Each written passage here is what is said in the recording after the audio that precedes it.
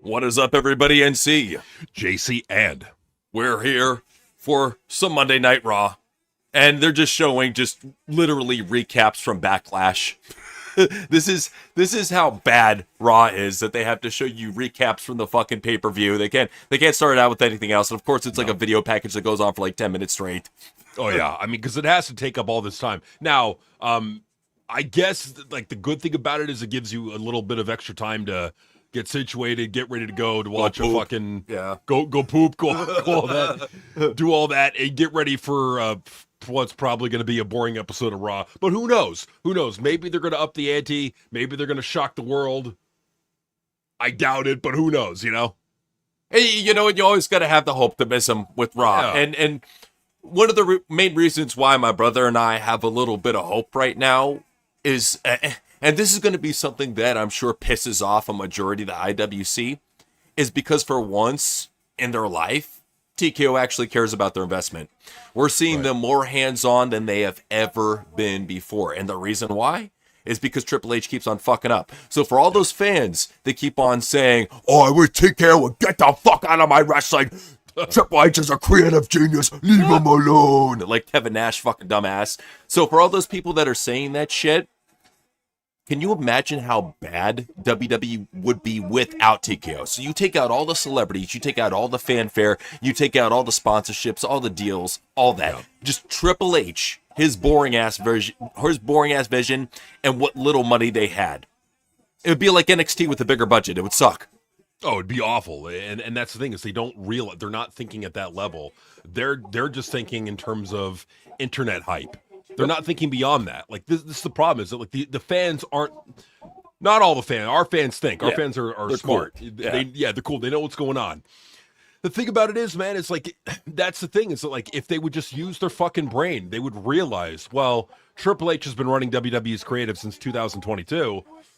The ratings are at record lows. And TKO's now all of a sudden stepping in as ticket prices are getting cut. So what's going on here? Well, what's going on here is they're having to step in and help it out any way they can. Yep. Didn't used to be like this. Well, and it just like, you have to look at too what they're building up to and what they're working on right now. Like, I'm looking at a lot of what they got going on with Raw and SmackDown. Two big things that are pretty much the same thing. They had Obafemi's Open Challenge, which is just him versus jobbers. And then they have the John Cena Last Chance Tournament bullshit, which is basically an open challenge for NXT guys to compete against NXT guys on Raw. Nobody wants to see that shit. Yeah, who cares? Like, and that's the thing. Oh, yeah, Roman. Okay, so we're starting out the show. Roman walking into the arena. All right. It's daylight outside. They're in Knoxville. Okay, so yeah. They have daylight savings time. And that's the thing, too, is I know a lot of them are hating on the ticket prices. I get it. Oh, yeah. I get it, but you have to understand that when they take in this asset, even though they're making record profits with WWE right now, they're still fucking massively in debt. It's like, for people that don't understand that WB is a very profitable company, but they're still in debt, you know? It is. Oh, yeah. They don't make that connection there, that, oh, well, the reason why they're ramping up the costs and merch it like a motherfucker and everything they can, they need to make their money back. It's as simple as that. They do. They got to make their money back on it. And I understand what they're doing, like why they're nickel and diming everything. It makes sense. But there's a limit. Like, there's only so far you can nickel and dime until your fans say, okay, we just literally can't do this anymore. We can't afford it anymore. And they probably hit that bar. They probably already hit that bar, and they're probably not going to be able to raise ticket prices much further. How bad do you think Clash in Italy is going to be? I think it's going to be like half a building. I think it's going to look like shit. No, I think they're going to be able to sell it out a bit, like close to a sellout, maybe if not a sellout, close to it. But they're probably going to have lower ticket prices. Like they can't afford to keep doing this. Do they do that in Europe? Have they lowered the ticket price? Because I know all the Europe shows were fucking crazy expensive. I think they are, yeah. We'll see, man. That's the thing though, is I think that they're going to try to make their money back at any point that they can, and I don't see them really drastically lowering the ticket prices anytime soon, especially with SummerSlam around the corner. They might lower it a little bit, give you a little package or whatnot, but like I said, they still got to make their money. So what's really a shame here is you see all these young guys. You see Braun Breaker, you see Logan Paul, you see Austin Theory, you see Paul Heyman, and they're all fucking mid-carders. You have the future of WWE as mid-card openers in a fucking 6-man tag. The fuck, dude? It's just such a waste. I mean, you got Logan Paul. You got the most popular guy in that company by far and away, Logan Paul, known by more people in general than anybody else in that company, including Roman Reigns, including CM Punk. I mean, second really only to The Rock, really. When you ask like, the average person on the street, Roman Reigns, don't know. Braun Breaker, don't know. Cody Rhodes, don't know. Brock Lesnar, maybe. Logan Paul, oh, that asshole from YouTube. That douchebag. Right. Well, they know who he is, which is why I just think they've left a lot of money and interest on the table there by not pushing him. Like Logan Paul should be your world champion. He's got the look, he's got the charisma, he's got the promo skills, got the in-ring ability. He's got everything that you'd want in a wrestler other than the industry cred. He's not a fucking indie veteran wrestler journeyman. The biggest thing, though, the indie marks online, the dorks online don't like him. And they use that as a litmus test that the liberal dork vomit nerds online don't like you. Oh, we can't push you. I'm sorry. We got to put you in the tag team division. I know. Which is so stupid too, because it's what's wrong with the champion having heel heat? Nothing, especially if it's political heel heat. Heel heat is heel heat. Yeah, and dumbass will say that's not real heel heat. That's go home heat. Heat is heat, bro. And nowadays, heat is heat. I would give anything to see what a proper heel and a proper baby face are nowadays, because they're few and far between. Everybody's gray. Everybody's gray. Like, that's the problem. Yeah. Well, and Paul Heyman, what the fuck is he doing for this table? What is he doing? Nothing. Like, this guy used to lead Roman Reigns to the greatest heights, Brock Lesnar to the greatest heights, and now he's just manager of the mid-card. What the fuck?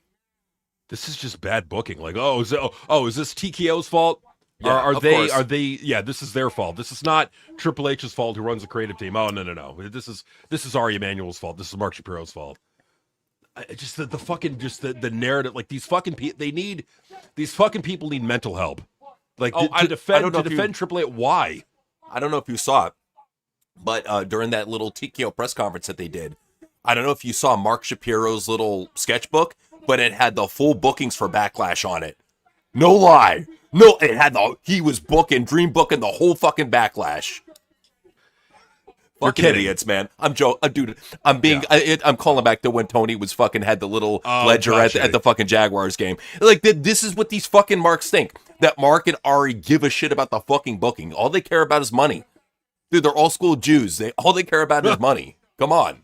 Yeah, it's like they're in this for clearly the penny pinching and making as much money. Like, on it, like, this has all the markings to me of a pump and dump. Of like, you pump it up as much as you can, you squeeze every little penny out of it as much as you can, and then you just dump the whole thing off to like the Saudis or somebody. I think the Vanguard sale was the biggest thing for me when I saw them immediately sell 300,000 shares of stock after Triple H got re-signed. I'm like, that shows you that at least some of these top level industry people, they know when somebody's underperforming. All you really had to do was look at that chart that we showed you. Well, we're going to show you on Triple H's ad booker. Cody Rhodes is a no draw. We show you a chart that showcases how much SmackDown has gone down since Cody Rhodes has been featured on it, and how Cody Rhodes has been a big focal point in making that show so bad. Don't get me wrong, it's already got bad writing. But you add Cody Rhodes as the champion, that's a catalyst, that's a cherry on top to having just the biggest shit Sunday you ever could. Well, yeah, like they don't learn. They don't fucking learn from it. And by they, I mean the people who run creative. I get the pressure to have a fucking company guy that you can rely upon. He's got no controversy. He's squeaky clean. He's, easy to go along with. I get all of that. But the problem with it is Cody is not that guy. He's proving week after week he's not that guy. John Cena never got outdrawed by chicks from NXT. I'm sorry. That never happened. But then again, with John Cena, is the same guy who allowed himself to get publicly embarrassed in his last match by chicks from NXT. So it's like, you want to defend John, but he's such a corporate sellout bitch. Yep. He really has ruined a lot of his name value. I can't even call him a draw anymore. Like at one time, we could call John Cena a draw. Well, let's be real. Triple H, he takes everybody who he doesn't like. Doesn't matter if they're LA Knight, Brock Lesnar, John Cena, and he fucking ruins them. Logan Paul fucking ruins them. Why? Because they're Vince guys. He's a weirdo like that. He's fucking weird and stupid like that. I hate how petty, insecure, and low IQ he is. Really bad mix. It's a really bad mix. If it was just him, and the thing, just a couple months ago, before WrestleMania, Triple H was getting all the heat, all the smoke. As he should. But now, there's so many. When Mark Shapiro did that, he gave a green light for all the Triple H defenders to stop defending or to stop attacking Triple H and defend him again. Well, it's a situation where he was trying to protect his investment, and you got to understand they all play ball. Whenever you've been in the workplace, all the managers hang out with managers. They don't hang out with the coworkers unless they're trying to fuck them. That's how it is.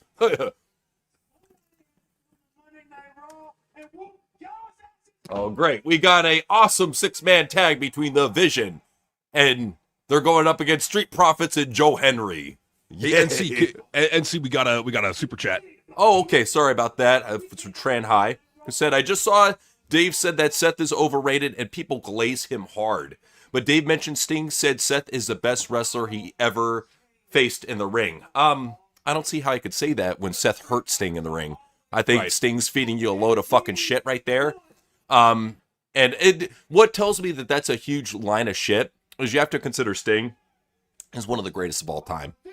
Every single top WCW legend, he's competed against them. He's competed against Hulk Hogan, Macho Man, Ric Flair, Lex Luger, Kevin Nash, the very best of the WCW alumni. So for him to say some stupid fucking shit like that, it's obvious he's just trying to be liked by the fans online. And I would say to Sting, don't even bother with a fucking dork like Seth Rollins, because not even the fucking work rate marks online like him anymore. They look at him like a Triple H corporate sellout bitch. They don't even look at him like the work rate machine they did 2 years ago. Different swipe, especially since he got injured so much. Well, and then also because Sting is an AEW guy, and Seth is ride or die with WWE. I think he will literally end his career in WWE and not go anywhere else. I don't see Seth going to the Indies. I don't see Seth going anywhere else other than retire. If he's done, I think he'll just retire. Now, here's what I'm taking from what Tranhai said is that at one time when Seth was very work rate heavy and he wasn't, too injury prone, I'm sure Dave fucking sucked him off and said he's amazing. But that's the thing is you got to realize that Seth's stock has really gone down since being a dad. And I understand. I agree with everything Dave is saying. I think Seth is extremely overrated and people glaze him way too fucking hard. No, absolutely. I completely agree with Dave on that. But for Sting defending him and glazing him, I think that was all. It's all wrestlers, he's a wrestler, I'm a wrestler. Right. I guess we have that mutual respect there. That kinship, yeah. But the problem with it is that dude, you work with AEW. Seth is with WWE. Those are not companies that should be working together. They're opposed to one another. So for Sting, it's not smart to say that just because number one, we have eyeballs, we could see that Seth is a horrible fucking seller in the ring, constantly injures himself. But the other thing too is it's also not smart because you're probably getting heat on yourself now. Well, and we've shown too on the news this guy is not a good actor. No. He's tried to do his little bullshit over with ESPN and it was a failure. Because he can't hold a character, because he doesn't have a character, because he doesn't know how to act.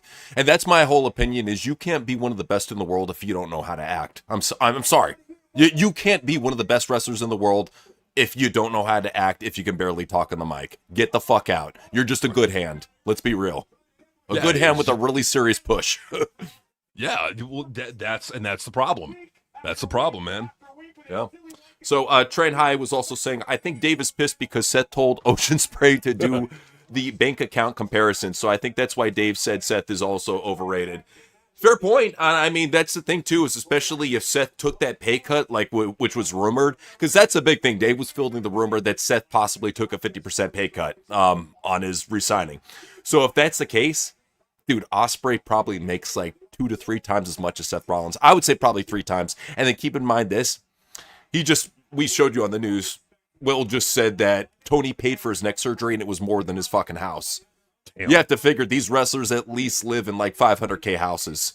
So it's pretty damn fucking expensive. Like, and Tony paid for it out of pocket. So I don't know. If I were a wrestler, I'm going to say this to every indie wrestler out there: do what you can to be nice to Tony. Yeah, get a job with Tony. Do your best, because look at it this way. You got a Christian promoter. His company's private. He doesn't mind giving you bonuses. As long as you play ball for him and you work for him and you don't get up your own ass, he will treat you like gold. He's, in my opinion, the coolest promoter out there. Maybe not the best booker, but the fucking coolest promoter, and I would consider it a dream come true to work for Tony, and I would hope that every indie wrestler out there would think the same. Tony is the dream boss. He's the nicest boss out there. Like, if you're going to have a boss out there, he's probably the nicest one, and he's also got the most money out of all of them. So it's like he's got, like, there's a bit of controversy going on. I don't know if anybody saw the Killer Cross interview. We covered on the news, yeah. With Scarlett, the thing that he was saying, man, like, I get where he's coming from. It's like, know your worth, but at the same time, it's like, just like, no place is perfect, right? You just, no place is perfect. And for him, AEW would be as perfect as you could fucking get. You get to be Killer Cross. You get to have more creative control. He's going to pay you a lot of money. I don't get what they're holding out for. And it seems like to me like they're the ones who are holding out because like the creative is not everything they want it to be. Well, okay. I think honestly there might be a little bit of loyalty from Cross to Triple H, simply because he looks at Triple H as the guy that gave him his big break, the guy that put the title on him, the guy that always brought him back, always stuck up for him. So like, even though he lowballed him beforehand, he looks at it like, you know what? This guy at least believed in me. This guy at least sees what I can do. Let me go prove myself, you know? And I think it's a combination of him just getting fed up, you know, just being a good soldier, as he said, and just him being in a position where he wants to be back in the big leagues. And let's face it, WWE ain't the best place to work, but it's the biggest place to work. There's no doubt about that. It's the biggest platform for sure. Like if you're going to go to any wrestling company, they're going to have the most amount of people, the biggest platform. So it makes sense in that regard. And he probably is thinking to himself, he's like, if I don't trash him, maybe there's a chance I could be brought back. And to that I say, why would you want to go back to that? Literally, towards the end, you were one of the top merch sellers, and he jobbed you out. He devalued you purposely. It wasn't TKO. It was him. It was Triple H who did that.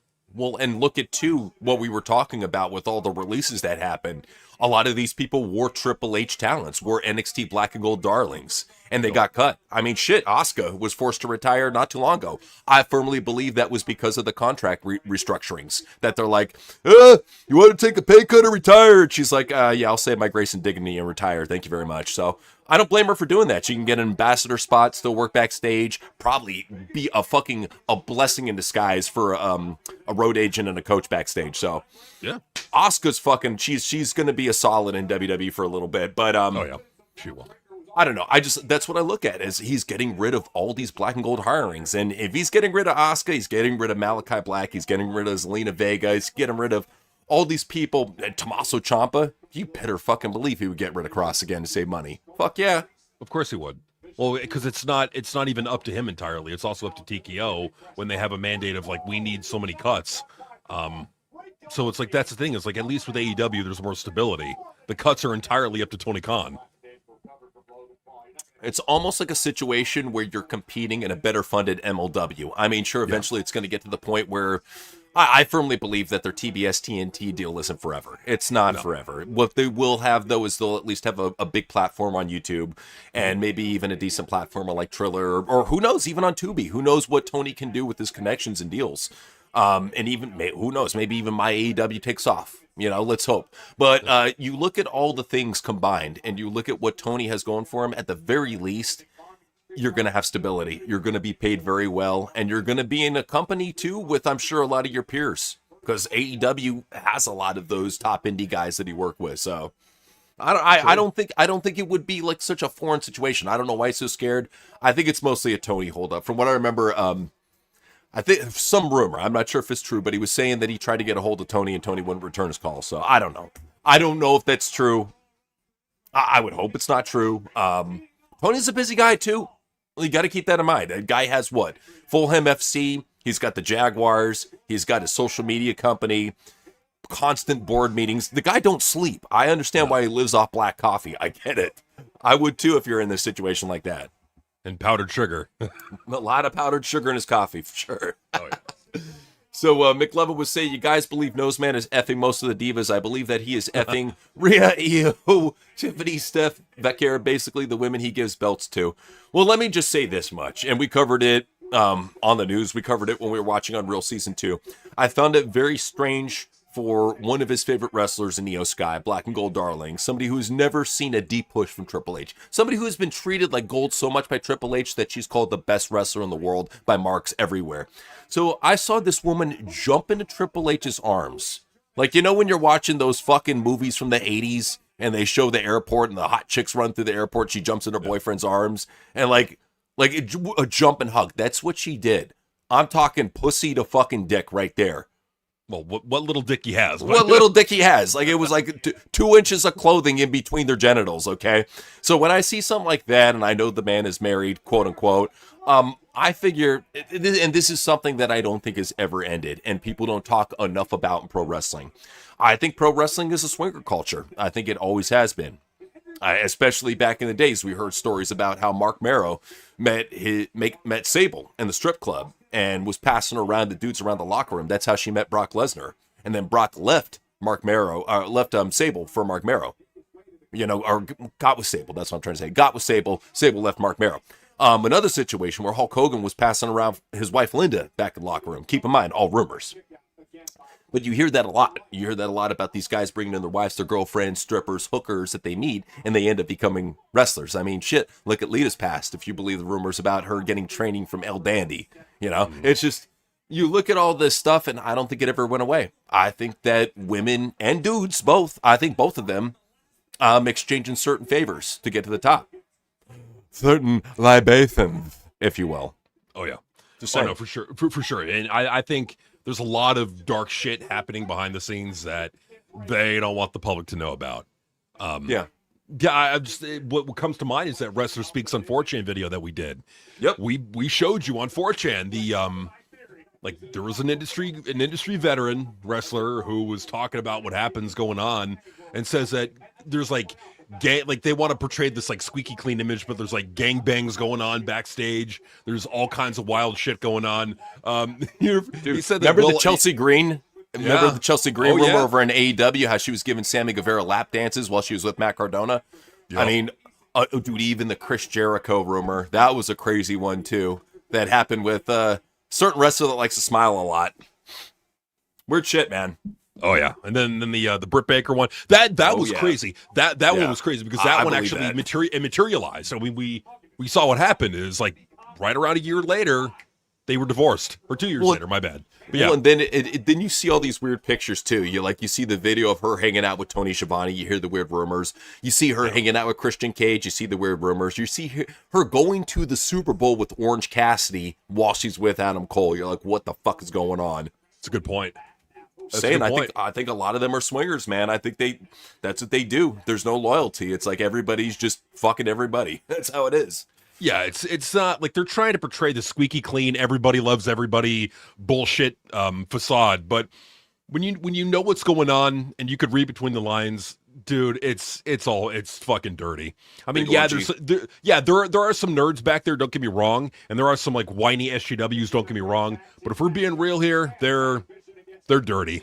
But bro, even the nerds get down. I mean, shit, who could fucking forget about Xavier Woods with Brad Maddox running a train on Page? He's one of the nerdiest wrestlers I could think of. Kenny Omega and the rumors that he had with Asian women over in AEW and even an Asian man over in New Japan. Just saying, Just lovers. just saying. There's rumors everywhere about this shit. You got to think, man. I think it gets lonely on the road. But leave it at that. Shit. How do you think fucking Priscilla Kelly and Darby Allin hooked up? When you got a locker room full of scrubs and Darby is sadly the most masculine man there, you do what you got to do. Which is really sad when you think about it. Darby Allin. The most masculine. Like, what is she? Like, what is wrong with her? Maybe like, he's got she looks like that. Doing well. I don't know. Downstairs. I don't know. He looks tiny, but who knows? Tiny and malnourished and like he probably would. Like, even if he had one, he probably wouldn't be able to get it up. Like, right. Well, it's like, because you look at her and she's like, okay, she could probably get any guy she wanted. Just beautiful face, nice rack, nice ass, just everything looked great. And she hooks up with Darby Allin and fucking, what's his name? Zach Wentz or whatever the fuck his name is. At least Zach Wentz looks like he could get like a dirty whore or two. I mean, Zach Wentz, he's not pathetic looking. Like if he wore like a suit or something, I could see him getting some dirty whores at the club. But like Darby, I guess she was going for that rocker shit because she's a rocker chick. He kind of looks like he would be like a vocalist of a shitty punk rock band. So I get it, It's like, Priscilla, if you don't suck my dick, I think I may kill myself. Oh, great. I gotta give you sympathy sex. Yeah, a sympathy head. Good for him, man. He found a way to game the system. He found the glitch in the Matrix and he exploited it. You little bastard. And she still likes him, man. That's the trip. I'll never forget, like, when he won the AEW TNT title. She was one of the first people to fucking congratulate him. Just saying. That's a good point. That's a good point. So the Chief of Brazil said, happy to report, I have a new job. Bless you all. Nice. Good to see you, man. That's awesome. And that's, I tell you, especially with this job market, how hard it is to get a job. Any job nowadays is a blessing. If you're a working man, you have nothing but our respect here. TWRP. Much love. Absolutely. And, everybody else, if you're going through a hard time, you know what? Hey, we got you. We're here for you. We're praying for you. Absolutely. That's how it is, man. So Trent High said, Levesque and Cody must be Vince and Michael. I get that feeling, man. I really get that feeling. I get like they have a lot of 10-second hugs where they pull each other back in for a little bit more, I'm the sexy boy. Sexy boy. I'm triple-lated boy toy. Boy toy. I'm just a sexy boy.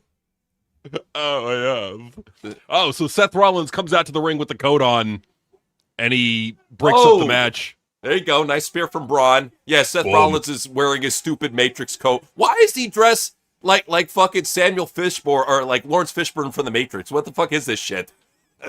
Is he going to give him like a red or a blue pill? What's going on with this shit? Fucking goof. Fucking goofs. One, I'm sorry, but in what world would Street Profits, Seth Rollins, and Joe Henry ever fucking hang out? You got a gay Satanist who dressed like he's from the Matrix. You got some crackhead rappers, and you got a gay British singer. How the fuck does that work out? It does. Well, I mean, maybe in the back it does. Who knows? Who knows? Who knows? It reminded me of when they had Cody, Seth, and fucking Sami Zayn teamed up. Like Sami was wearing some lumberjack outfit, Seth was wearing his gay Liberace outfit, and Cody was dressed like a fucking a gay Sherlock Holmes. I was like, what is going on? What's going on? All right, so that match is finally over. Seth interfered. He shoved, what's his name?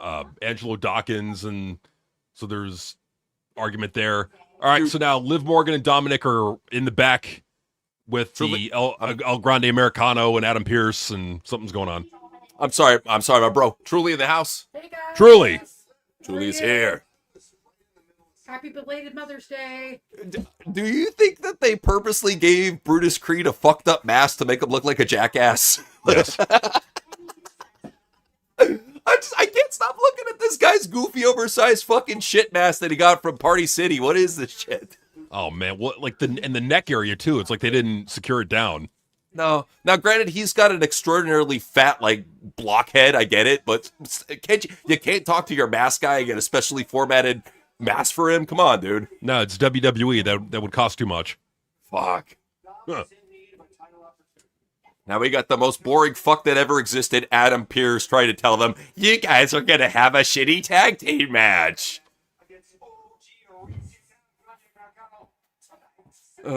Everything's a tag match. That's what when you watch Raw, everything's a tag match or a tournament. Oh, no. It's well, okay. So what it is, he's defending his AAA bullshit title. Oh God, against who cares? Grande. One of these boring guys. Sorry, man. Go for it. Oh no, you good, man. So then Angel Garza and Hump a Bear Crap Pillow are talking to Adam Pearce. They just walk up out of nowhere, babbling in whatever they're doing. Now we get Penta coming out to the ring. All right. We get this huge fucking draw, Penta. Every single time I watch Raw, he's in a 25-minute match that fucking just sucks the air out of the room. Like, God, what a boring motherfucker this piece of shit is. God, he sucks. He sucks so bad. And what pisses me off, too, is one of my favorite guitarists is, did the fucking intro or did the theme for him. Adam Jones. Motherfucker, I'm like, you're the fucking guitarist for Tool. Like, have standards. Like, come on. I know, this fucking boring, fat little tattooed jobber. So, what's up, Truly? What you got? Oh, I just came to join you guys for some wrestling. Okay, we're here to see Penta be boring in a face. I got you know what? And so I'm here for a few minutes. NC. Right on. Well, what's up, man? What's up? Got a question. Okay, sure.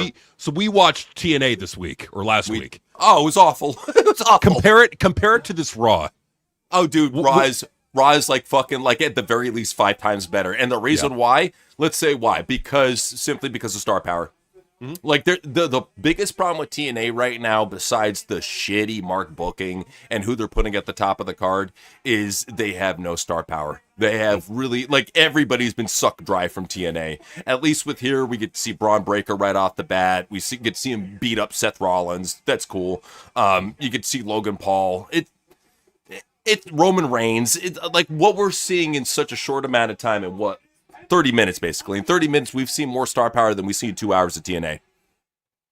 Well, we've seen more star power. Like, they didn't bog it down with like a fucking, because what they did last week is they did a long match and then they went right into it. Like, they seamlessly tied it into another long match. And like, even like, what was amazing is that even the fans were fucking complaining about it. Good, as they should. About fucking time, dude. I'm just waiting for all these work rate Mark Dork fans to just get to the point where, wow, it's nothing but long matches. This is boring. I'm waiting for them to get there, but they never fully get there. Like, little by little they do, but never fully, you know? Ugh. It's like they can't admit it to themselves that they've been living a lie. It's that their long matches they jerk off to fucking kill the ratings. They're like, no, it's everything else but that. I'm like, dude, just watch the show from a bird's eye view. Would you give 2 shits if you're just seeing some fucking random long match? No. I don't think I could ever start watching wrestling and be conditioned to like this modern bullshit simply because of the fact that it looks so unrealistic and fake. Like back in the day, there was more brawling going on, more kicking, more punching, whatever. I get it. I liked it because it kind of looked like a real fight. But well, it's supposed to look like a fight, right? But that's what I'm saying is, like, at least if you went by this style, have finishers, have signatures. The fact that everybody kicks out of everybody's finisher and signatures makes it mean that, like, it's nothing. What's the point? What's the point of seeing kick out after kick out after kick out? After a while, you have to get. You would think naturally they get to the point of end the fucking match. I'm sick and tired of this Superman bullshit. Somebody please get knocked the fuck out at least for a 3 count. Right, like you would think, but like it's for whatever reason that it became popular within that niche audience to say fight forever. Like, because I feel like if they're getting long matches, they feel like they're getting their money's worth or their time's worth. And I'm thinking to myself, no, what are you getting? You're just getting the same shit you've seen already. Get more matches, not longer matches, you dumb fucks. What's up, Truly? I just had a question for everybody. Did everybody catch the fights on Saturday? Oh, shit. Yeah. So we were catching that Strickland versus Kamea fight. Man, that was good. Yeah, that was a good fight. Even the cruiserweight, was the flyweight fight before that was pretty good, too. So it took a while for me to get into it because it felt like it was going slow. But then when you saw the strategy behind it, that was an incredible fight. Oh, it was just... We got a new champion now, world champion. Yeah, it's just Sean just pegging the fuck out of... Hazmat's face. Hazmat broke the fuck out of his nose, though, so it was a very bloody fight. I didn't think his nose was broken until he went up to the camera and his nose was like going different directions. I was like, ah. Oh, in the interview, he was like, I got asked if I'm going to join APAC. Trent High was saying, it must be Dave's dream to live in Japan and book New Japan Pro Wrestling. Oh, yeah. Like, imagine Dave goes in the back and meets all the Japanese male wrestlers and giggling. oh, dude, he's just like, oh my God. Oh, she's so dreamy. Huh? I never thought of Connor would look so hot up close. Oh my God. They had to kick me out of the locker room because I pulled my pants off and I started having fun. That's the thing is, I'm used to living in California where public masturbation is fine, you know? What the hell?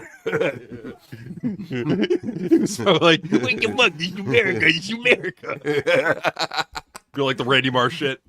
Hey, that's why he hangs out in San Jose, man. California is the land of opportunity, if you're gay. It's the land of public masturbation and poop. Jacking it, smacking it, whacking it, whackity, smack. Whackity, smacking it. This is Ethan Doe Titty's page. He's got big love handles. He's got big fat tits. He will not lose any weight. He doesn't care if he got called up. He's boring as shit on the mic, and he's going to have a boring-ass match with Pentagon. He looks like a nerdy match striker. Well, that Matt Striker actually was good on the mic. I'll give him that. I do like Matt Striker. Yeah. Matt Striker is fucking dope. I liked him in Lucha Underground. And did he do SmackDown for a little bit, commentating? He did. Yeah. And TNA. Matt was. I don't know where the fuck has Matt been, man. Is he in? I bet you he's in MLW. Everybody's in MLW. Would you ask where the fuck that guy go? MLW. I'm sorry. They're missing. They got missing. You know where Mauro Ranallo is? MLP. My lady's penis. Yep. Moro, you're too good for that jobber little Canadian bullshit fed. Come on, bro. Oh my God, so much talent wasting.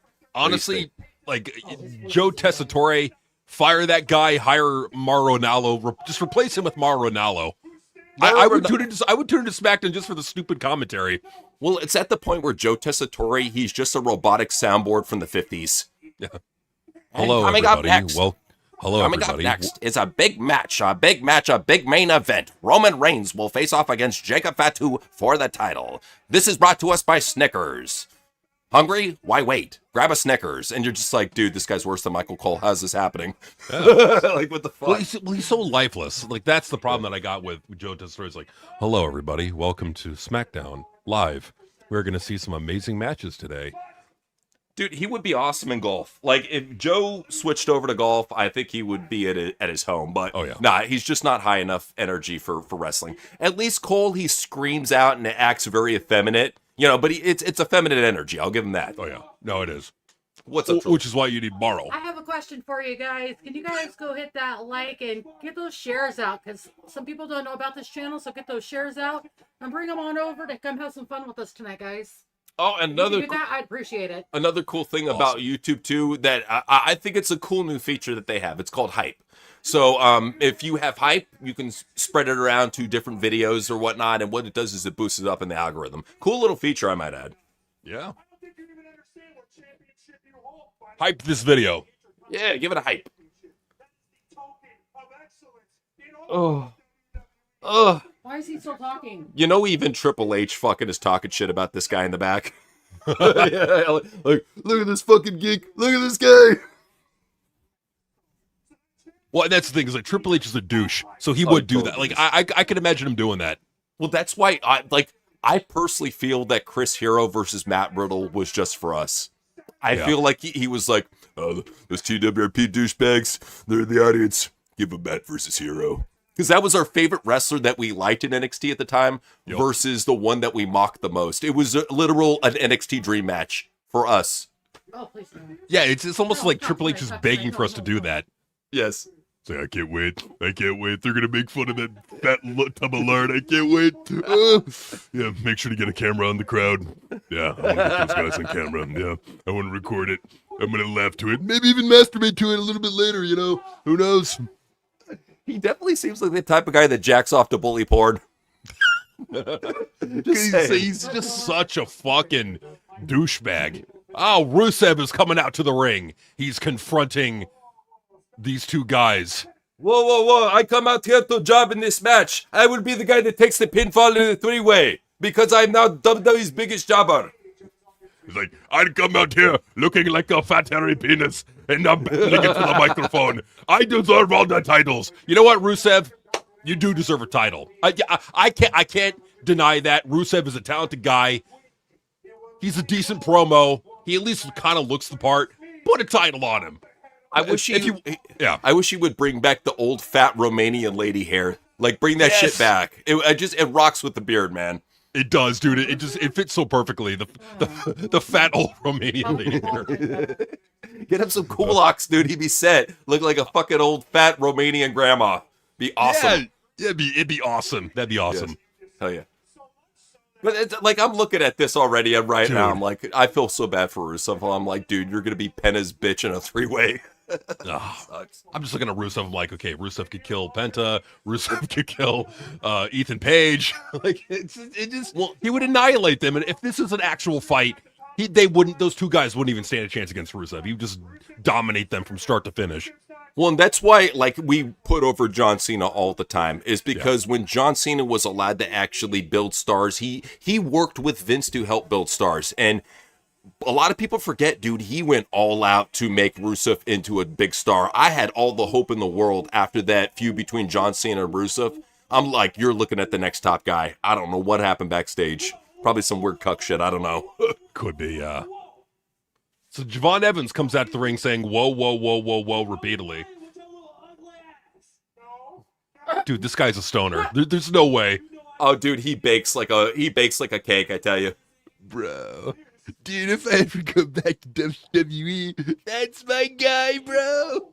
Dude, he's basically like Travis Scott if he did steroids. That's what we got here. We got, what do we call him, like Travis Roids or Royd Scott, or what do we call him? Travis steroids, there you go. Travis steroids, there you go. That works too. Oh, and it's devolving into what I think is going to be a shitty tag team match. Yay. That's going to be a fatal. Is it? Oh, God. You know what? Like, if Triple H wants to earn my respect, instead of doing like these long, boring promos that lead to just a match, just literally have them just say blah, blah, blah on the microphone. He would. He's like, yeah, you know what? It'll be meta. I'm going to do it. Yeah. I would love it, dude. Bruce like, blah, blah, blah, blah, blah, blah, blah. Devon's like, blah, blah, blah, blah, blah. What could be? Yeah, you know, we're actually doing a co-promotion with Peanuts. Yeah. we decided, you know, not only do we like eating Planters Peanuts, but we're also going to bring in, like, you know, all the Snoopy and all the other characters, Linus. Yeah. Oh, what could be? Oh, now we get Adam Pearce coming out. Yay. But this is during commercial break, so all the fans don't get to see this amazing promo that all these European fans are watching right now. They're missing out, man. Europeans are getting an Adam Pearce promo. Ooh, how lucky are they? So Trent said, I would entertain with the idea of Dave books New Japan. I say... That'd be cool. That'd be funny. The only thing that would be wrong about it, though, is he might get New Japan canceled by having all buck-naked dude matches. I'm just saying. I think he would maybe get New Japan inadvertently canceled for being too overtly homosexual. The one caveat I would add to that, he has to be like an on-air GM. You have to have him going out there interrupting matches. No. That's not the way we do it in New Japan. Take your clothes off. All of them. Now. Or you're fired. I wanted almost like, because I was watching Marigold, you got Roshi Omagawa just looking fucking creepy at ringside behind a table watching all the matches. I want Dave just like furiously masturbating. Come on. Yeah, give me a triple moonsault. Yeah. Give me a 630 splash. Yeah. Ooh, yeah. Like, just get the fans what they want. He's gonna do the first ever inaugural naked Wrestle Kingdom. Oh God! Everyone is naked. The wrestlers are naked. The announcers are naked. The commentators are naked. Everyone's naked. I think it's just if you're wearing clothes, you're banned from the building. It's literally just Dave with a bow tie. That's all he's wearing. Kenny's like, oh, Dave, you look so dapper in that bow tie. Thank you so much, Kenny. You know, I decided I wanted to dress up a little bit for this. I was going to go pure butt naked, but, you know, might as well add a little bit of flair. Can it be a bedazzled bow tie? Oh, yeah. No, it's like the one that fucking the dude from JCW wears when he goes and commentates. Yeah. Yes. Yes. And he's got lipstick on too. Why not? Okay. Oh shit. Oh god, like Dave would be in heaven and we'd just be dying laughing. Oh god. Literally, they're putting on a fucking match during the commercial break. They don't give a shit. Who cares? Just put it on.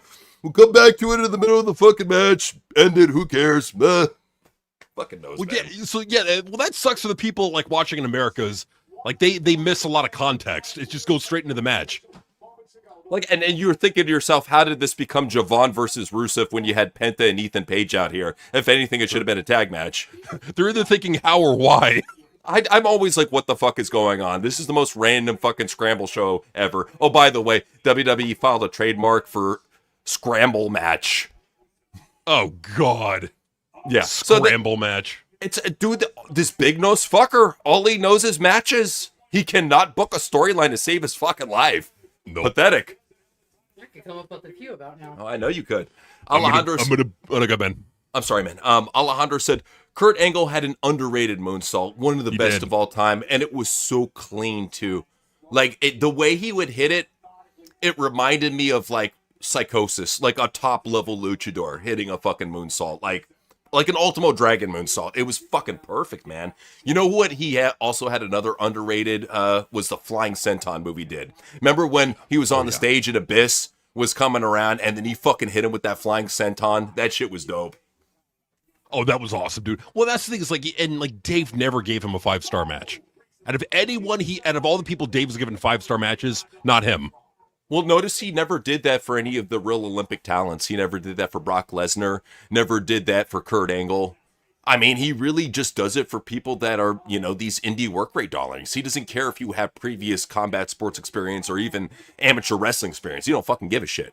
Kenny's big winner was the fact that he was in a film, for those that don't know, called Sissy Slap Fights, which we might review one of these days. I don't know. I'm going to have to find it. I think it's on the Internet Archive. But if I could find Sissy Slap Fights, I'd love to do a fucking live review of it. Oh, fuck yeah. Oh, absolutely. Oh, absolutely. Yeah. For sure. Okay, so, man. Hey, yeah, I got your message. I'll see you real soon. Yeah, I'll be back in a little bit. No worries, man. Okay. So truly, what do you think of this amazing wrestling contest that we're seeing on our television set? I don't get why it's happening. It's happening because Rusev wanted to I don't get... care who wants to fight. This is ridiculous. Well, here's the fuck up part to me, is the fact you had it start out with Penta coming out and doing a promo. Ethan Page interrupted Penta, who's the champion. Then Rusev comes out, interrupts both of them. And then Javon comes out and interrupts all of them. It's just stupid. So you're thinking to yourself, okay, is this a fatal 4-way? Is it a tag team match? Or like, what the fuck is going on? And then during the commercial break, which you don't see if you're watching this live, only in Europe do you see this shit. So during the commercial break, they have Adam Pearce come out. And Adam Pearce says, you know what? I'm not going to have a tag team match. I'm going to completely leave Ethan Page and Penta out of this. Let's just have Javon and Rusev in a random fucking match. I don't know if it's for a number one contender. I didn't hear that part, but that's what I can gather. It's probably a shitty number one contender match. So, oh yay! Just so fucking stupid. Good lord. Anyways, VHS said TWRP gaming news. So apparently, some moron has got the leaked Forza Horizon 6 game and decided to stream his gameplay on YouTube. He's now banned here till 12/31/1999. What a fucking moron, dude. Like, that's the whole thing, is if you're going to stream banned video game footage, which I would never do personally, but if you're getting paid for it, I get it. Do it on, like, BitChute or Rumble. Don't fucking... YouTube is the last place you want to stream any exclusive banned or copyrighted content. The last fucking place. They will tag you immediately. Go on Twitch if it's a game. I had a 10-second clip of Evanescence bring me back to life in the news. Immediately got a copyright block on it, so I had to go resolve that. That's how tight YouTube is on this shit. So I can't believe somebody was that fucking stupid to do that. So I'm just waiting for the GTA 6 leak game footage. That's the one that's really going to get the... I've seen a little bit of it thus... Well, no, you've seen the little bit of it thus far, right? With the girl? Yeah, but if they ever get it out... They've been saying that for like the last 552 years, that they're going to have it out, and here we are. Well, and what's crazy, too, you think about GTA 5. It started out on PS3, Xbox 360. Then it went to PS4, Xbox One. Then it went to Xbox One X, PS5. That's 3 fucking generations of systems. And those take a few years to come out in between those. Like 5 years pretty much for each development cycle for these systems. I've been waiting forever for it to come out, and it just has not come out yet. So Yeah. I don't have any hopes that GTA will be coming out anytime soon. Yeah, I would say to whoever streamed that, you're a fucking idiot. It's just so stupid. Try it again, though. Try it again. Yeah, go Try it ahead. again, let us know how it goes. Yeah, sure. Yeah. So Butt Troll Weeb said, Raw put me down wanting more vodka. Truly love you, though. Give us the bunny. Yeah. Love you too, and fuck no, that's why I won't watch TNA. You know what? I'm at the point where I'm with you, truly. Because that's the thing. It's like my brother and I, for the longest time, we held on to nostalgia. And I get it. As a wrestling fan, you hold on to nostalgia. You want to see something good, you know? You want to see some TNA. It hurt. It was awful. They didn't even have Buddy on the show, and it was so fucking bad. So, no, I feel you on that. And Raw can be so fucking bad that it will drive you to drink. I'm lucky that I have my smoke here, have good company, so I'm set. But much love, Butt Troll Weeb. VHS said he's now banned on YouTube till 12/31. 99999. Whoa. At this point, just if you really are that dead set on YouTube, just change your social security number or something. Get a fake ID. There's no way you're gonna get back on with that. Crazy. That's stupid. Well, that's just. What's the point? How many lifetimes is that from here? Like a lot. Well, what's the fucking YouTube? Seriously. Well, especially for Forza 6, you know it's not gonna be anything special. All these games that are coming out, they're all barely glossed up versions of the versions that came out before. So you look at Forza 5, great looking game. I've never seen it. It's fucking fantastic. It's a great game, great racing game. Forza 6, I would have to say, is probably not that much of an upgrade. 2K26 is a downgrade from what you got with 2K25. And then I'm not sure if you've seen the footage from UFC 6. It looks like a fucking mobile game. Cool. I'm how do you take something that's decent and fuck it up? We'll find a way. That's why I play Call of Duty. I don't blame you. I would too. That's why I live on Call of Duty anymore. Well, I can get being into a solid shooter. I've been playing Mouse PI. That's my Call of Duty's just become my thing again, and it's been so much fun. Yeah, I mean, well, especially if you got a good community to play with, you know. So, one thing I gotta say is a lot of the douchebags got offline. People used to talk shit all the time. They're falling out, man. They're not like they used to be. Because you get voice chat banned. Yeah, a lot of bannings. Yeah. And the sad part is I just coughed the other day and I got voice chat banned for coughing. You know, you said fucking bitch. I did not. I coughed. No, you did. I coughed. I don't believe that. No, seriously, I coughed. That's all I did, and I got voice shut down. I was will, like, are you kidding me? I will hear you saying, "Oh, you motherfucking bitch." I know better. That was after. I know like, better. Are you serious? Like, what did I do? You know what you did. I coughed, and it literally said, "This is going against guidelines." I'm like, for coughing? Did your cough sound like fuck when you coughed? Like, no, like like that. I was coughing hard, and I couldn't stop. And it's like, this was. Here's your restriction warning. Probably thought you were like barking cuss words or something. Yes, because I could speak cussing and coughing. To scale.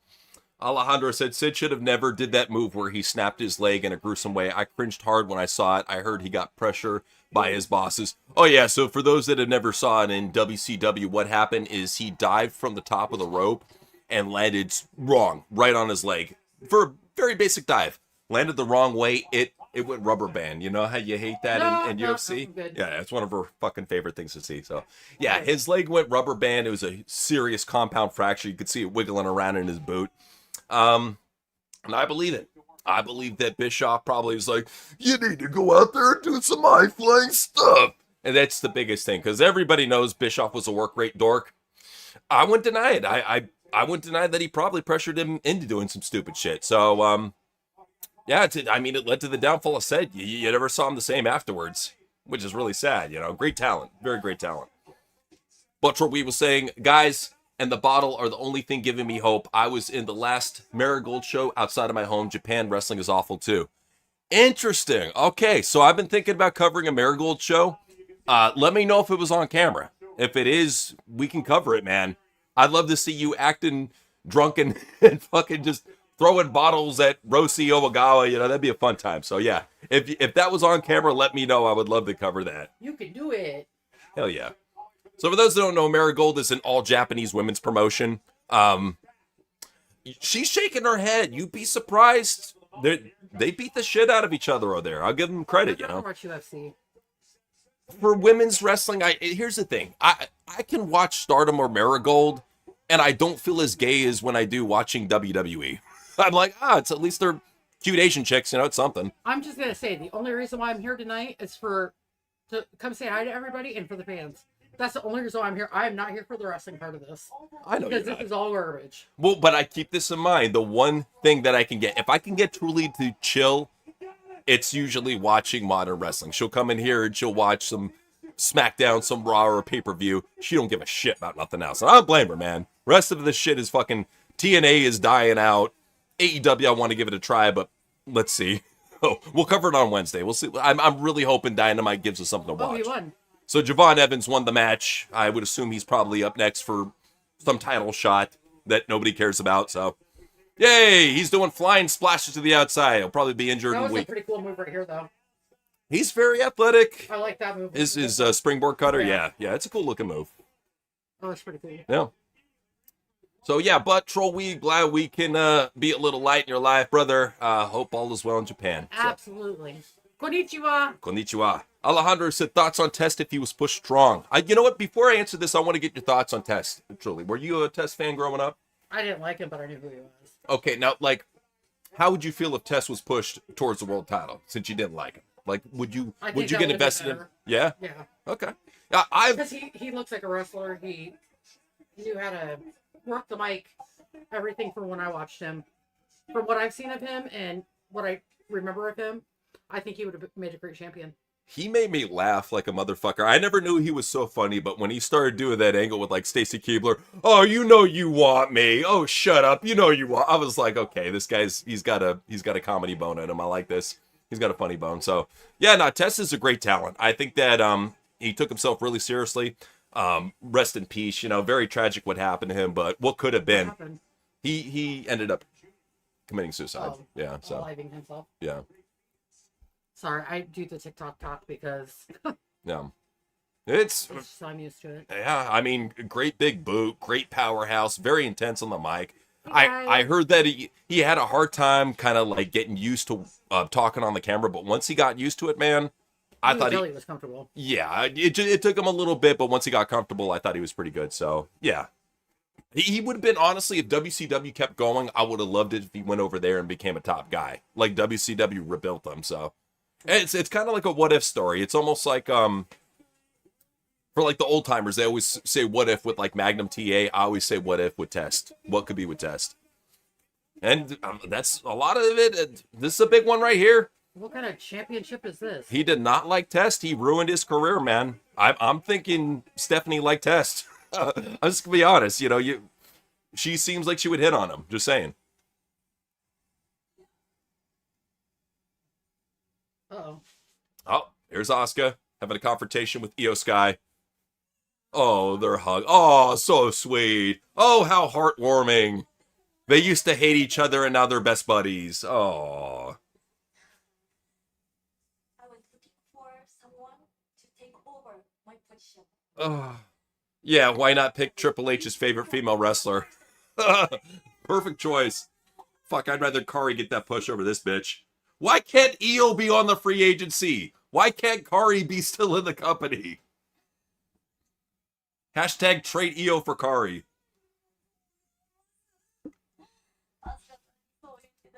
They're literally speaking Japanese. What is this, a fucking live action anime? What the hell am I seeing? All right, we need you to translate for us. Yeah, why aren't they putting subtitles on the TV? This is bullshit, man.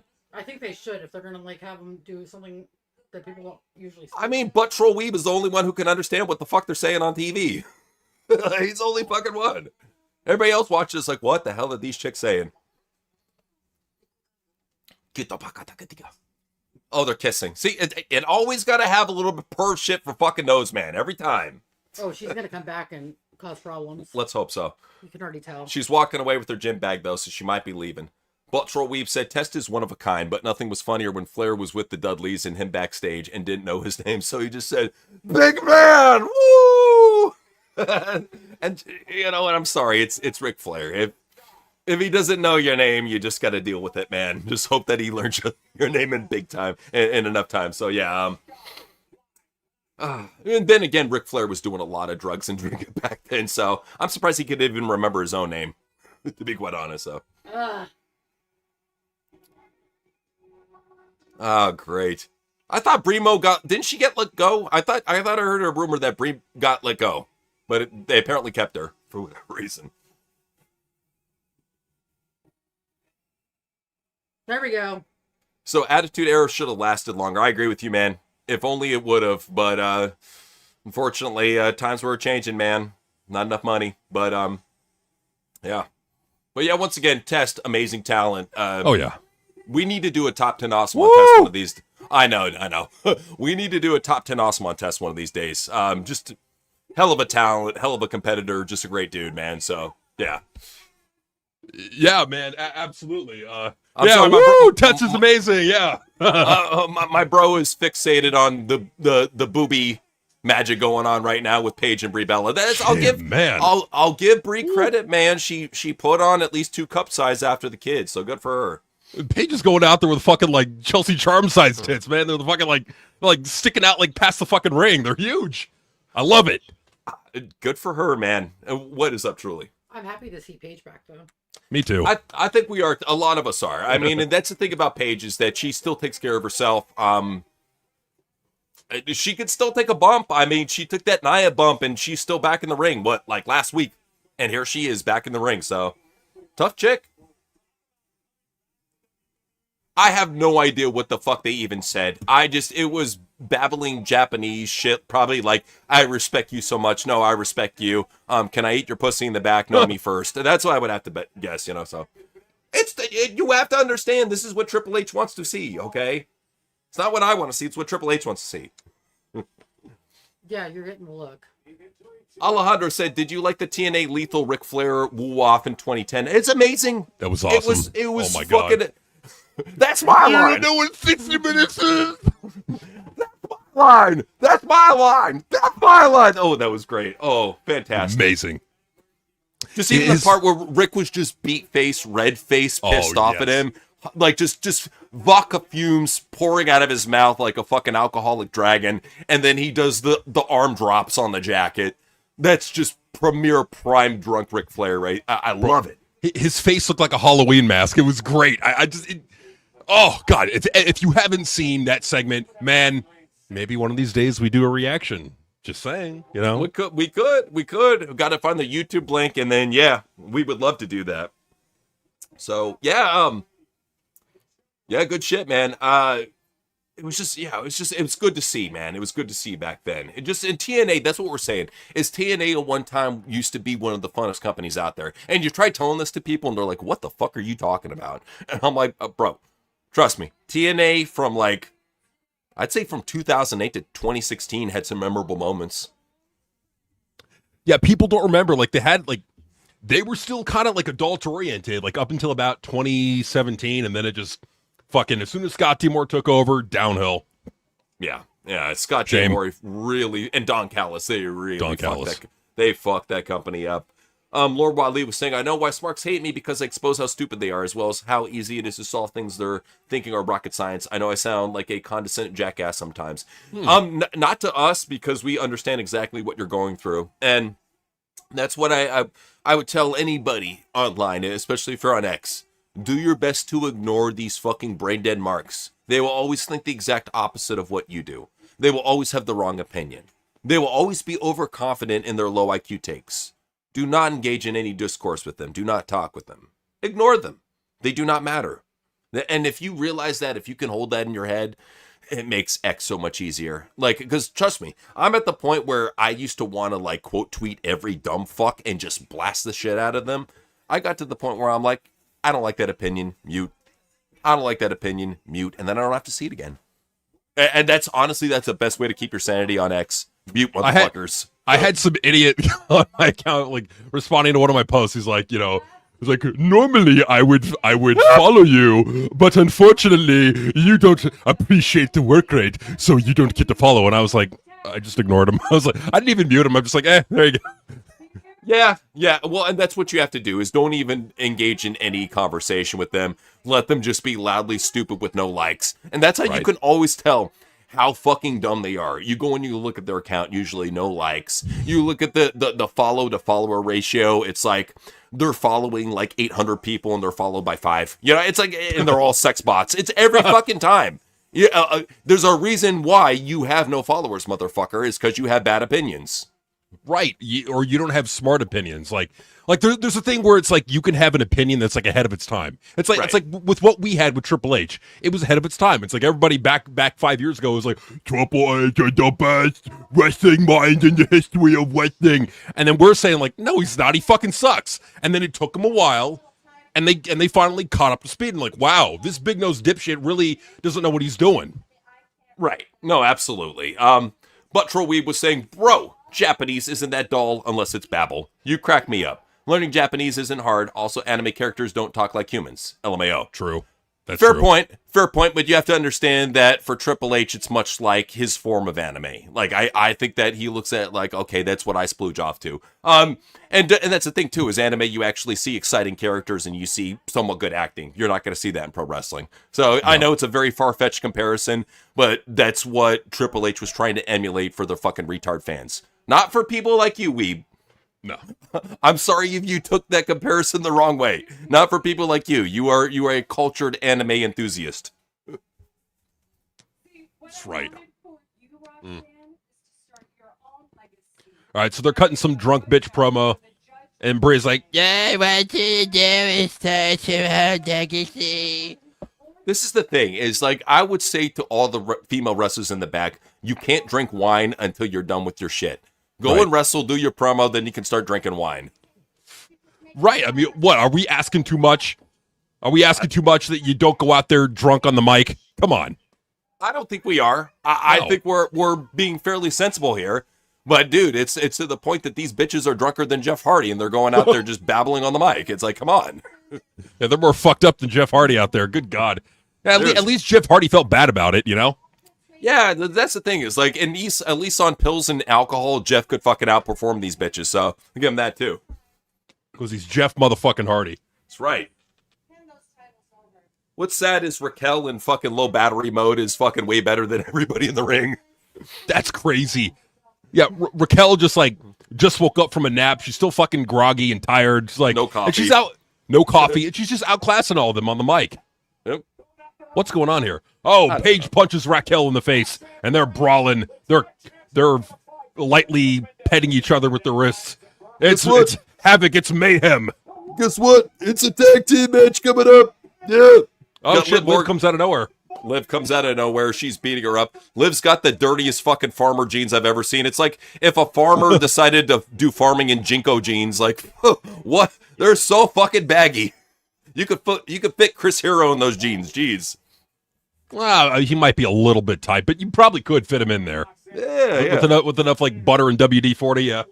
You know what? I want to use this time, random aside, to just bring a little bit of importance to somebody, to a lot of people out there on X that are part of our community. So if you check your DMs and you're getting these weird DMs that say, "Hi, I was forced to report you because of some bullshit." Let me see if I can find the exact verbatim. But this is happening to a lot of people in the TWRP community. I'm ignoring it. And I just thought I would give you a heads up to just what to look out for. Thank you. Just 1 second. Hate it when you open up X and it asks you, "Is this your number?" Like, yeah, no fucking shit, it's my number. Okay, let's see where we're at. Okay, so if you see it, here's how it starts out. It says, I'm writing to humbly apologize for the mistake I made earlier. About 3 hours ago, I was duped on X by someone whose profile looked quite similar to your own. In my bewilderment and rage, I sincerely assumed it was you. And I'm like, dude, nobody in our fucking community talks like that. In my bewilderment and rage. Come on, dude. No, I'm not buying it. Not buying it. Just don't click on any unsolicited links in your fucking DMs. Just don't do that shit. Yeah. Don't do it. No. All right, so they're having a heart-to-heart right now with Roman. and Jimmy Uso. I guess Jay's too fucking drunk to go on camera. I think that's what he just probably passed out from. He's having a whiskey nap right now.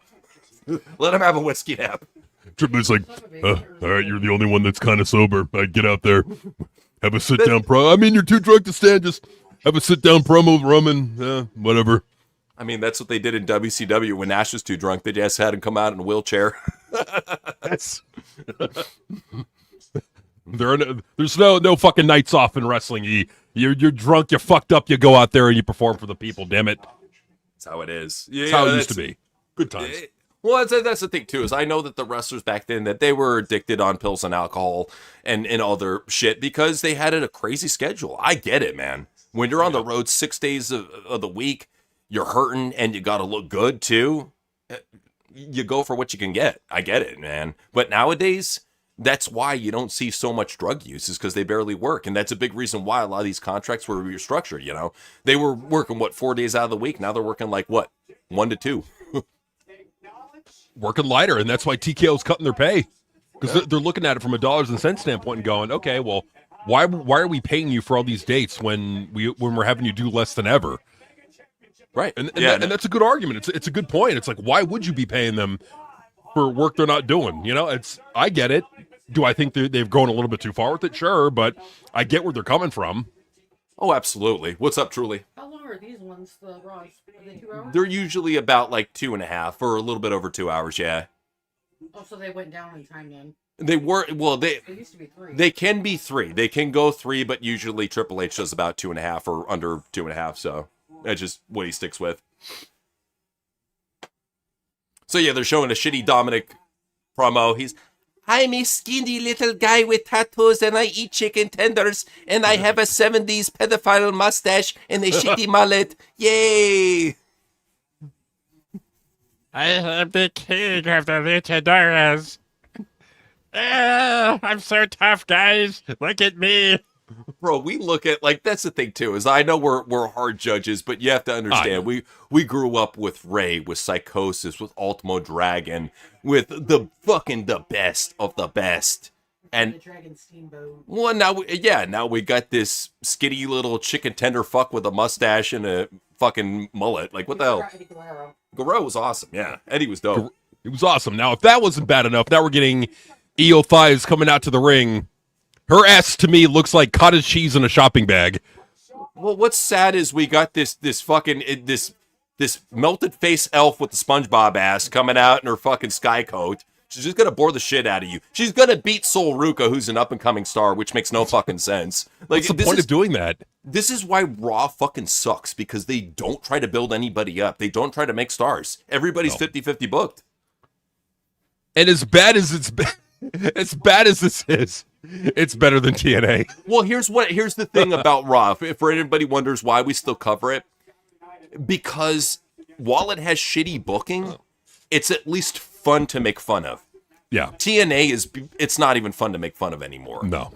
Like Raw, I've been at least having fun making fun of it, so I'll give it that. Well, yeah, it's fun to make fun of. Honest, and I can't believe I'm saying this. The pace of Raw is better than AEW. It's better than TNA. True. It is. I cannot believe I'm saying that. Gotta give credit. I feel like I should be fucking locked up in a fucking psych ward with a straitjacket on, eating my own shit in a padded cell. But like that's how I feel saying that. It feels so alien and weird to me. It feels crazy, but it's true. It's true. And when you look at this Raw, okay, so we're getting some star power. True. We're getting some star power. We're getting a faster paced show. We're getting, Paige and Bree showing off their big titties, so it's you get and Roxanne's and Liv, they're looking good. So like you're getting something. With TNA, you got nothing. Like, and that's the thing about TNA is they don't even show off what they have. Like, they have some, they have some attractive women. Don't even show them off. They're like, hey, yeah, let's show off more of the system. Yeah, let's have fucking 5 system promos per show. Yeah, let's have a fucking 30-minute Leon Slater match. They're assholes. They suck. I hate them. Well, I hate them because like they've got all this potential and they are shitting. What they're doing is they're catering to an audience that is okay with the laziness from that creative team. They're okay with having a 30-minute match because that's what they like. Right. They don't give a shit. They're selfish assholes. Whereas with us, we want more people to watch wrestling, and we kind of know what people tune in for. That's why we're kind of able to pretty well gauge that TNA was going to go down in the ratings. We're pretty well able to gauge what Raw and SmackDown are going to be doing post WrestleMania. It doesn't take a genius to figure it out. You can just gauge it by the hype. It's right there, man. Really, I hate to say it, the hype is. It's solely with AEW and WWE. They're the only two that are really give a shit about it. And here's the thing, man. We're gonna give it a shot on Wednesday. We're gonna go ahead and do Dynamite on X on Wednesday. We're gonna give it a shot. If the pacing has improved, I'd love to have another show to watch, man. Sure, same thing with my brother, you know. So let's go. So let's hype that up. So this Wednesday on X, only on X, exclusive to not on YouTube, only on X. We're going to be doing a live reaction to Dynamite. So we're going to see. We're going to find out if it's got a good pace. I'm skeptical, but you know what? They got Harley Cameron. They got Mina Shirakawa. They got Tekla. They got a lot MJF. They got a lot of people there that are entertaining. So I'm willing to check it out, see if they've made the improvements that they needed to make. And who knows? Maybe this could and that's the thing. That March 18th episode that I jerk off to, not literally, but that I praise. Allegedly. Politically in the War of Ideas. Yeah. Okay. That show, I mean, it came out of nowhere. I had to go figure out, you told me about it, and I was like, you know what, let me go check it out. And it was everything you said it was. It was great. And that came out of nowhere. Yeah. Maybe this Wednesday show is another March 18th episode. Who knows? I hope it is. And I hope they can continue that, because and that's the thing, when they did that episode, they cracked over 700,000 viewers. You would think that they would follow the pattern of what worked, but no, they're going back to the shit that they want to see, which is sad. And like Russo even said, as a booker, you never book for yourself. You book for the people. Well, it's what we say all the time. You book for your target audience. You book for what appeals to them. To get and that just makes sense. It's like, if you have a mostly adult male audience, what are they mostly going to want to see? They're mostly going to want to see hot chicks on TV. They're mostly going to want to see violence and chaos and shit happening all over the arena, or shit like brawls happening in grocery stores or in parking lots, or something like that. Something you don't normally see. Right. So it's not a mystery as to what works and how to bring in viewers. It's not a mystery. It's well established, and that's why we continually rant on these match marks who ruin wrestling, and they think that they're wrestling purists. They think that they're what wrestling needs. No, what wrestling needs is for these match marks to fuck off and be ignored.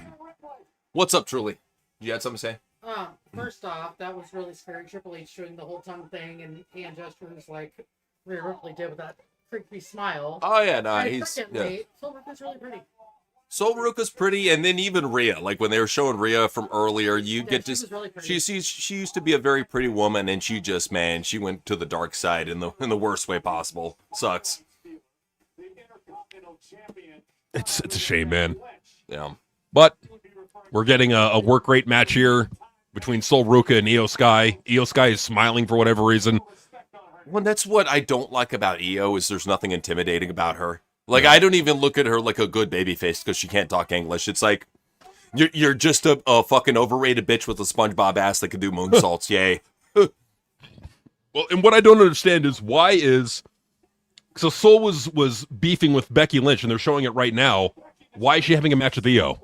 This is what doesn't make sense about a lot of their booking, is that they started it out one way, and then even so, she had that side feud with Zaraya that they completely ignored as well.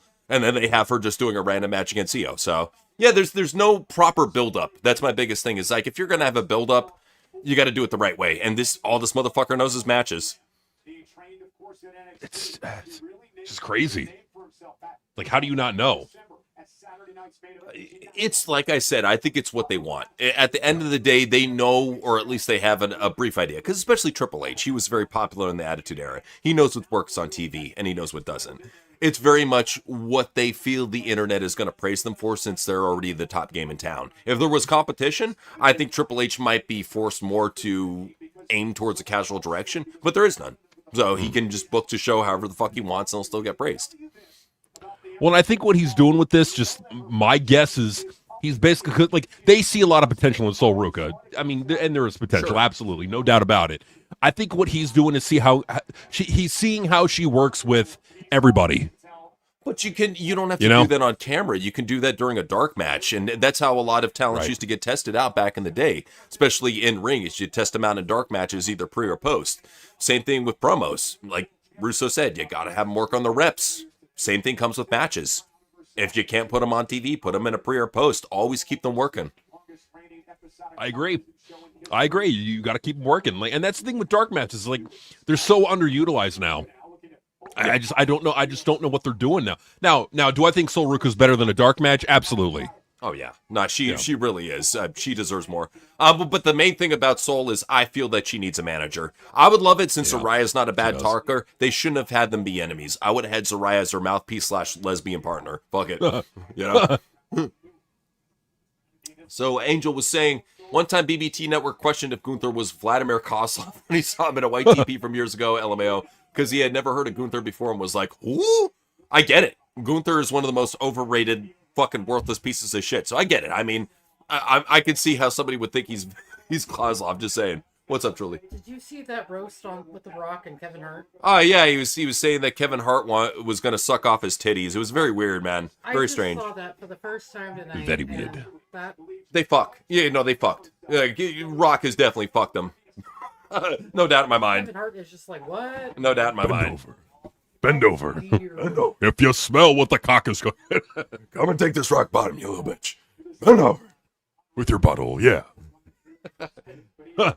First Danhausen, then Kevin Hart. Jeez. When will his lust be satiated? Never. It's a raging inferno of little gay twinks. Too many. Every single chick has like lingerie gear on, and they have straps that go across their thighs. Why? Who is fucking making all the gear the same? Like, at least try to switch it up a bit. Yeah, I mean, like, I hate to say it because, like the fucking bodysuits they wear in Saudi Arabia, at least, like, it's different, you know? Yeah. That's what I'm saying, is at least they change it up, and it's kind of funny. They're going for, like, goofy Power Rangers outfits. For this, it's like, hey, look at my shitty lingerie ring gear. Yay. You know what'd be funny? What's up? Is if they actually go, like, full on with the Power Ranger outfit. You get, like, wear the helmet, wear the Power Ranger suit. That'd be great. Like, whoever does that, I'll be a fan of. It could be EO Sky, and I'd be like, all right, EO, you're cool with me. Nah, I'd still talk shit about her. Yeah. Bad Sports said American Idol finale is tonight. 3-hour special featuring Alicia Keys, Brad Paisley, Nelly, Shinedown, Leon Womack, Motley Crue with Carrie, plus Luke and Lionel. Wow, dude. Okay, what is it? That is star-studded. It's American Idol. They're having the 3-hour finale tonight. So they're gonna have musical appearances. I watch that from Shinedown. Yeah, Shinedown is pretty dang good. So yeah, I mean, there's could be a lot of good performances on that. I'd like to see how Motley Crue is doing that. Mainly for all these old rock bands, I just want to see how fat and gross they got. That's the main thing. I'm like, how fat and gross has Motley Crue become? Can Vince Neil still walk? Vince Neil, I could imagine, is like, if I could imagine, he's got like the Hulk Hogan style hair with like a fucking sweaty, greasy bandana, and he's just fat as shit and super tanned. Yeah, yeah. What does he look like now? Damn it, I'm curious. I would imagine he looks like a hot dog that you microwave too much and it's split down the middle. If I had to guess, he's bursting at the seams. Ooh, Jesus. Yo, Taylor, you ain't one to talk, bro. Just saying. You ain't one to talk. Let Just Prime do his shit. He's cool. Damn straight. He does look like Humpty Dumpty. Damn straight. Dude, what did he do to his face? Holy crap. I think Botox and just overeating. Jesus. He looks like a mess. He looks like a bloated corpse. What happened to him? Last I checked, he had a Dr. Robotnik build. He does.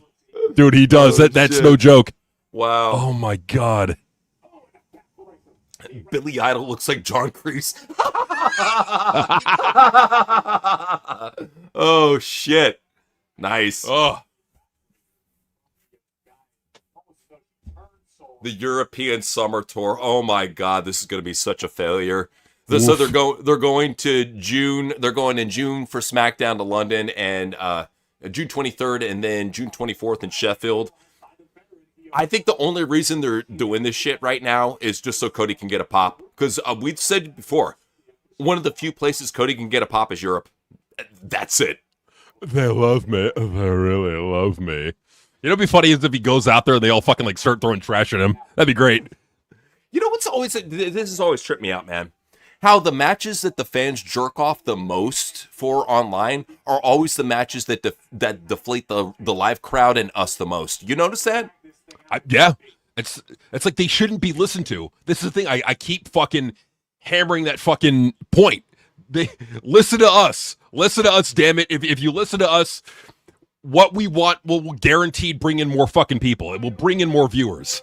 Because we're not weird match marks. We want to be entertained. We're normal people that just so happen to be wrestling fans. But it goes beyond our opinion, because I even tied it in with not just our opinion. When the live crowd, who Bruce Pritchard and Triple H say they listen to over anybody else, are deflated and are not reacting for Io Sky versus Sol Ruka, I guarantee you this is a match JD is going to blow loads for. He's going to, this is the fucking greatest match ever, bros. You're going to see that fucking shit. I guarantee you, you will see that shit. And look how dead the crowd is. They don't fucking care. Everybody's on their cell phones. They are. It's whisper quiet in the fucking arena. The people in the front row are literally on their cell phones. And that ain't, and look, this is not Sol Ruka's fault. I've seen Sol Ruka have some fucking, very entertaining match. It's Io. It's Io. It's the best wrestler in the world to some fucking podcasters out there. Good God. Fuck. Well, and you see just how lifeless they're doing this sky view right now, and you can just see how lifeless the crowd is, how bored they are. It's almost like they're sitting there just to say, I sat through a boring ass Io Sky match to jack off on Reddit to their fucking gay liberal friends. I don't get like the discourse, and that's the whole thing. Like if you don't want to listen to what TWRP says, that's fine. But to deny with your own eyes that the crowd is not reacting to either of these women says a ton. And it's not just, oh, they'll go back to Knoxville, Tennessee. They aren't real wrestling fans. And then these IWC dorks online, why isn't the live crowd reacting? Because it's not for them, it's for you, dork. Right. Well, and it's not their fault. Like it's not their job to cheer like fucking like trained seals. No. They paid their hard-earned money for those tickets, for those grossly inflated ticket prices. They paid. They can react however the fuck they want. It's like going to a restaurant and having the person say, no, I'm going to decide what you're going to eat. That's what it's like. That's what these fucking marks are like. It's like, yeah, like literally you sit down at Chili's and you're like, yeah, I'd like to get a T-bone steak with a side of curly fries. Yeah. And they're like, oh, no, you can't have that. We're going to give you a baked shoe with a side of mold. Enjoy. And you're like, thanks, I'll have a baked shoe with a side of mold. Appreciate it. Can I have a glass of piss, too, to wash it down? Thanks. The real people who enjoy food will enjoy this baked shoe with the fucking potato with the poop in it. Like it's like moldy potato poop. Moldy potato, like they're out, like these fucking out, they're out of touch and they're listened to. And quite frankly, the people who run the booking, like the Hunter Johnsons, they are these people. Oh, yeah. They are the people that we're ranting about right now. They think exactly the same way, see the product exactly the fucking same way. Road Dogg, like he was jerking off on Vince Russo's stream. Dakota Kai's amazing. In my eyes, one day you'll see what an amazing competitor she is. And Bruce is like, bro, all I see is a girl with no charisma or personality, bro. All I see is a girl that can't even get hired by the big leagues. She's known as Charlie working the fucking indies, you know? It's like, you would think that at least TNA would reach out to her. I'm guessing her price tag is too high. If I had to guess, I'd say she's probably pricing herself out, and that's why nobody wants to hire her. So like, I demand $1 million per show, and I'm like, bitch, you're not worth it. Fuck you. Dakota Kai at the most, if I were a promoter, the most I'd pay her is maybe like $400 to $500. She's probably asking for $15,000 to $2,000, I would imagine. Yeah. I mean, even then, I'd be like, I don't know. Well, because the thing about Dakota is she's a good worker. You know, if you have a top female that you're investing your money in as your champion, and you need at least a big wrestling name to come in and work a safe match and put her over, I think it's worth the money. I mean, yeah, if her price tag is reasonable, yeah, I mean, sure, but like I'm not going to be paying her like top tier draw money because she's not. She's not like you bring her in. She's nothing more than a good little hand who can help like add good wrestlers to your division, and that's about it. She's not bringing star power. She's really not going to sell tickets on her own or a lot of merchandise. Like, what do you really get with Charlie or Dakota Kai? You get nothing. You get a work rate machine that has a really bad history of injuries, which is really sad. And this match with fucking Io Sky and Sol Ruco, it's still fucking going, bro. It's been like 20 minutes now. This is wrestling hell. End the fucking match, you pieces of shit. Wrestling hell. Good lord. You're in wrestling hell, and I'm the wrestling devil. That he is. Big nose fucking wrestling devil here.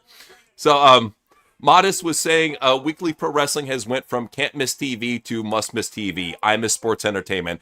At this point, it's just make fun of TV. That's all. Make fun of TV. That's all WWE is to us nowadays is make fun of TV because they give you so much to talk about. And that's the one thing I can give it. It's popular enough to talk about and popular enough to make fun of, and people know what you're talking about. So. Yeah, well, and there's star power, and the one thing I'm noticing, and it's becoming obvious now, is you're seeing more and more sexuality from the women now on Raw. Like that's not an opinion. Like it's becoming crystal clear now that you're seeing more skimpy outfits, more revealing clothing, more boobs, more butt. You're seeing it more now than I think you did like 5 years ago, even under Vince. Because like they're trying, because what they're doing is it looks to me like they're trying to cater to a young adult audience, and yeah, that was a bad botch. So. Oh, of course, Io Sky won. Why put over a new talent? Feed the ego of Io Sky because she needs the win. Yeah, she needs the win, right? Good lord, I hate Triple H so much. His fixation over this overrated, terrible wrestler, I will never get it and I will never understand it. But does she give good head? I don't get it, man. What's the deal? Maybe she does. I mean, who knows? Jeez. Like, it's because it's the only thing that makes sense, because you look at her, she's not pretty, she's not charismatic, she's not good on the mic, she can barely speak English at all, botches like crazy, her matches are fucking boring. What are you getting from her? And she's almost 40. What are you getting from her? Tell me, like, what am I getting from Io Sky that I can't get from Sol Ruca, or that I can't get from... My cock's hard. I don't know about yours. Well, it's like if you're gonna jerk off to these Joshi bitches, like jerk off so to the many hot ones. Yeah, dude, Mina Shirakawa. There you go. Bro, Marigold and Stardom are stacked with beautiful women that blow Io Sky out of the fucking water. Like, why would you waste your time with such a milquetoast, chubby, little fucking flat-chested chick? I'm just saying. Yeah, it's like, have higher standards for your penis, all right? You know what? Like, seriously. Don't jerk off to Io Sky. Jerk off to... You want to jerk off to Kairi Sane? I get it. She's a pretty chick. I get it, Yeah. So Paladin was saying, "Hey guys, is Discord and Steam down for anyone? I've been having issues with both the last few days. It's utter madness. I haven't logged on to Steam in a little bit. I'll try to log on after we get off the air and see if it's working. I haven't used Discord in the longest time, man. But I can check for Steam and let you know. I'll hit you back on like Patreon or something and let you know what's going on with that. But I haven't heard anything about an outage. It might be location-based, too, so I would look to see if it's maybe something going down in the UK right now. Could be. I don't know. But, yeah, hopefully that resolves pretty soon, man, because... Absolutely. Yeah. Bad Sport said, not even Lillian could save this detrimental show. No, she won't. She couldn't. There's no... And that's the thing, too, is Lillian is the best voice in the business. When you talk about the best active commentator that we have in pro wrestling, it's her. There's nobody else. I'm sorry. No, that's true, man. It's true. All right, so we got the Keg Master and we got .205 cutting a promo on the back. All right. So now this is something that caught my attention, and I'm sure it's been catching yours as well. How many weeks now has CM Punk been off TV? He wasn't at Backlash. He wasn't at Raw. I'm pretty sure he wasn't at the Raw before that. Last time we saw him was when he lost the title at WrestleMania Vegas. Yeah, that's a good point. You think he's suspended over beating up those fans? I don't know if it's a suspension, but what it could be is they're just keeping him off TV to let him cool down. Very well could be. I'm gonna time it out. If it's 30 days, we know what's up. I'm gonna time it out. That's a good point, man. And maybe he took it hard because not to be too much of a dick to CM Punk. Please go for it. He deserves it. I mean, let's just be honest here. He's 47 years old, right? This is the last. If we're being realistic, this is probably the last time he's ever going to main event WrestleMania, and he went out losing. it was a huge ego crush to him. Oh, I could see how that guy was like, yeah, he looked like he was drunk and high. I get it. He probably relapsed. If he was sober, he probably relapsed over that shit. Yeah, I mean, I think he may very well could have. I mean, again, like I hope not. I hope he's sober and not being a fucking raging asshole. But it's Punk, Can we tell a story? I mean, this is one thing that we've talked with people who used to do dirt sheet stuff, and one of the things that they told us is that when he was in AEW, that he had a massive drug problem. Allegedly. Don't know if this is true, but you can see how he looked on TV and see how withered away he looked. The red eyes, and you can be like, okay, I can see how he possibly has a drug problem. I think maybe he got clean for WWE, and I think something like that could have been something that could have relapsed him. Not for sure, not certain. I'm not putting that down on paper, but it seems very plausible. Could you imagine if they turned that into a storyline? It's a hell of a storyline because what it does is it's CM Punk combating against himself and bringing to light what we've always said, that he's a hypocrite. Yeah, I would love it, and that's honestly, it's a storyline in itself. CM Punk versus himself. Him cutting promos in the mirror against himself. I would love that shit. Him wrestling himself would be hilarious. Him punching the mirror and breaking his hand would fucking be great. Like they're trying to do like this whole hey, take it seriously. But how could you not laugh at that fucking fragile bone pussy breaking his fist punching a mirror? How could you not laugh? It's hysterical. You couldn't. And here's the thing about Punk. Let's not forget, not too long ago, this guy, he was saying, he was pretty much inferring that it was his last chance with WWE. That's why he was on his best behavior. And he even mocked the fans. He's like, oh, they're waiting for me to crash out at any time. I'm not going to crash out. WrestleMania Vegas. Guess what, motherfucker? You crashed out. You smacked a fan. You smacked a phone out of a fan's hand. You allegedly shoved and beat up another guy. He gave him a wrestling chop. What a fucking dork. Who gives a fucking wrestling chop in a fight? I guess he didn't want to break his hand. He was like, I think he knew, even against that fat slob, he'd be like, yeah, I'd probably break my hand against this fucking fat idiot. I'll chop him. Yeah, that'll show him who's boss. Watch, he shows up on TV with with a cast from breaking his arm from chopping the guy. I would love to see CM Punk just have a legit Jeff Hardy moment on Raw. He shows them all pulled up and fucked up. Well, and you have to think too, because remember that time he was sloppily crawling over the railing in AEW when he fucked up his foot? Good point. Just saying, maybe he was having a Jeff Hardy moment,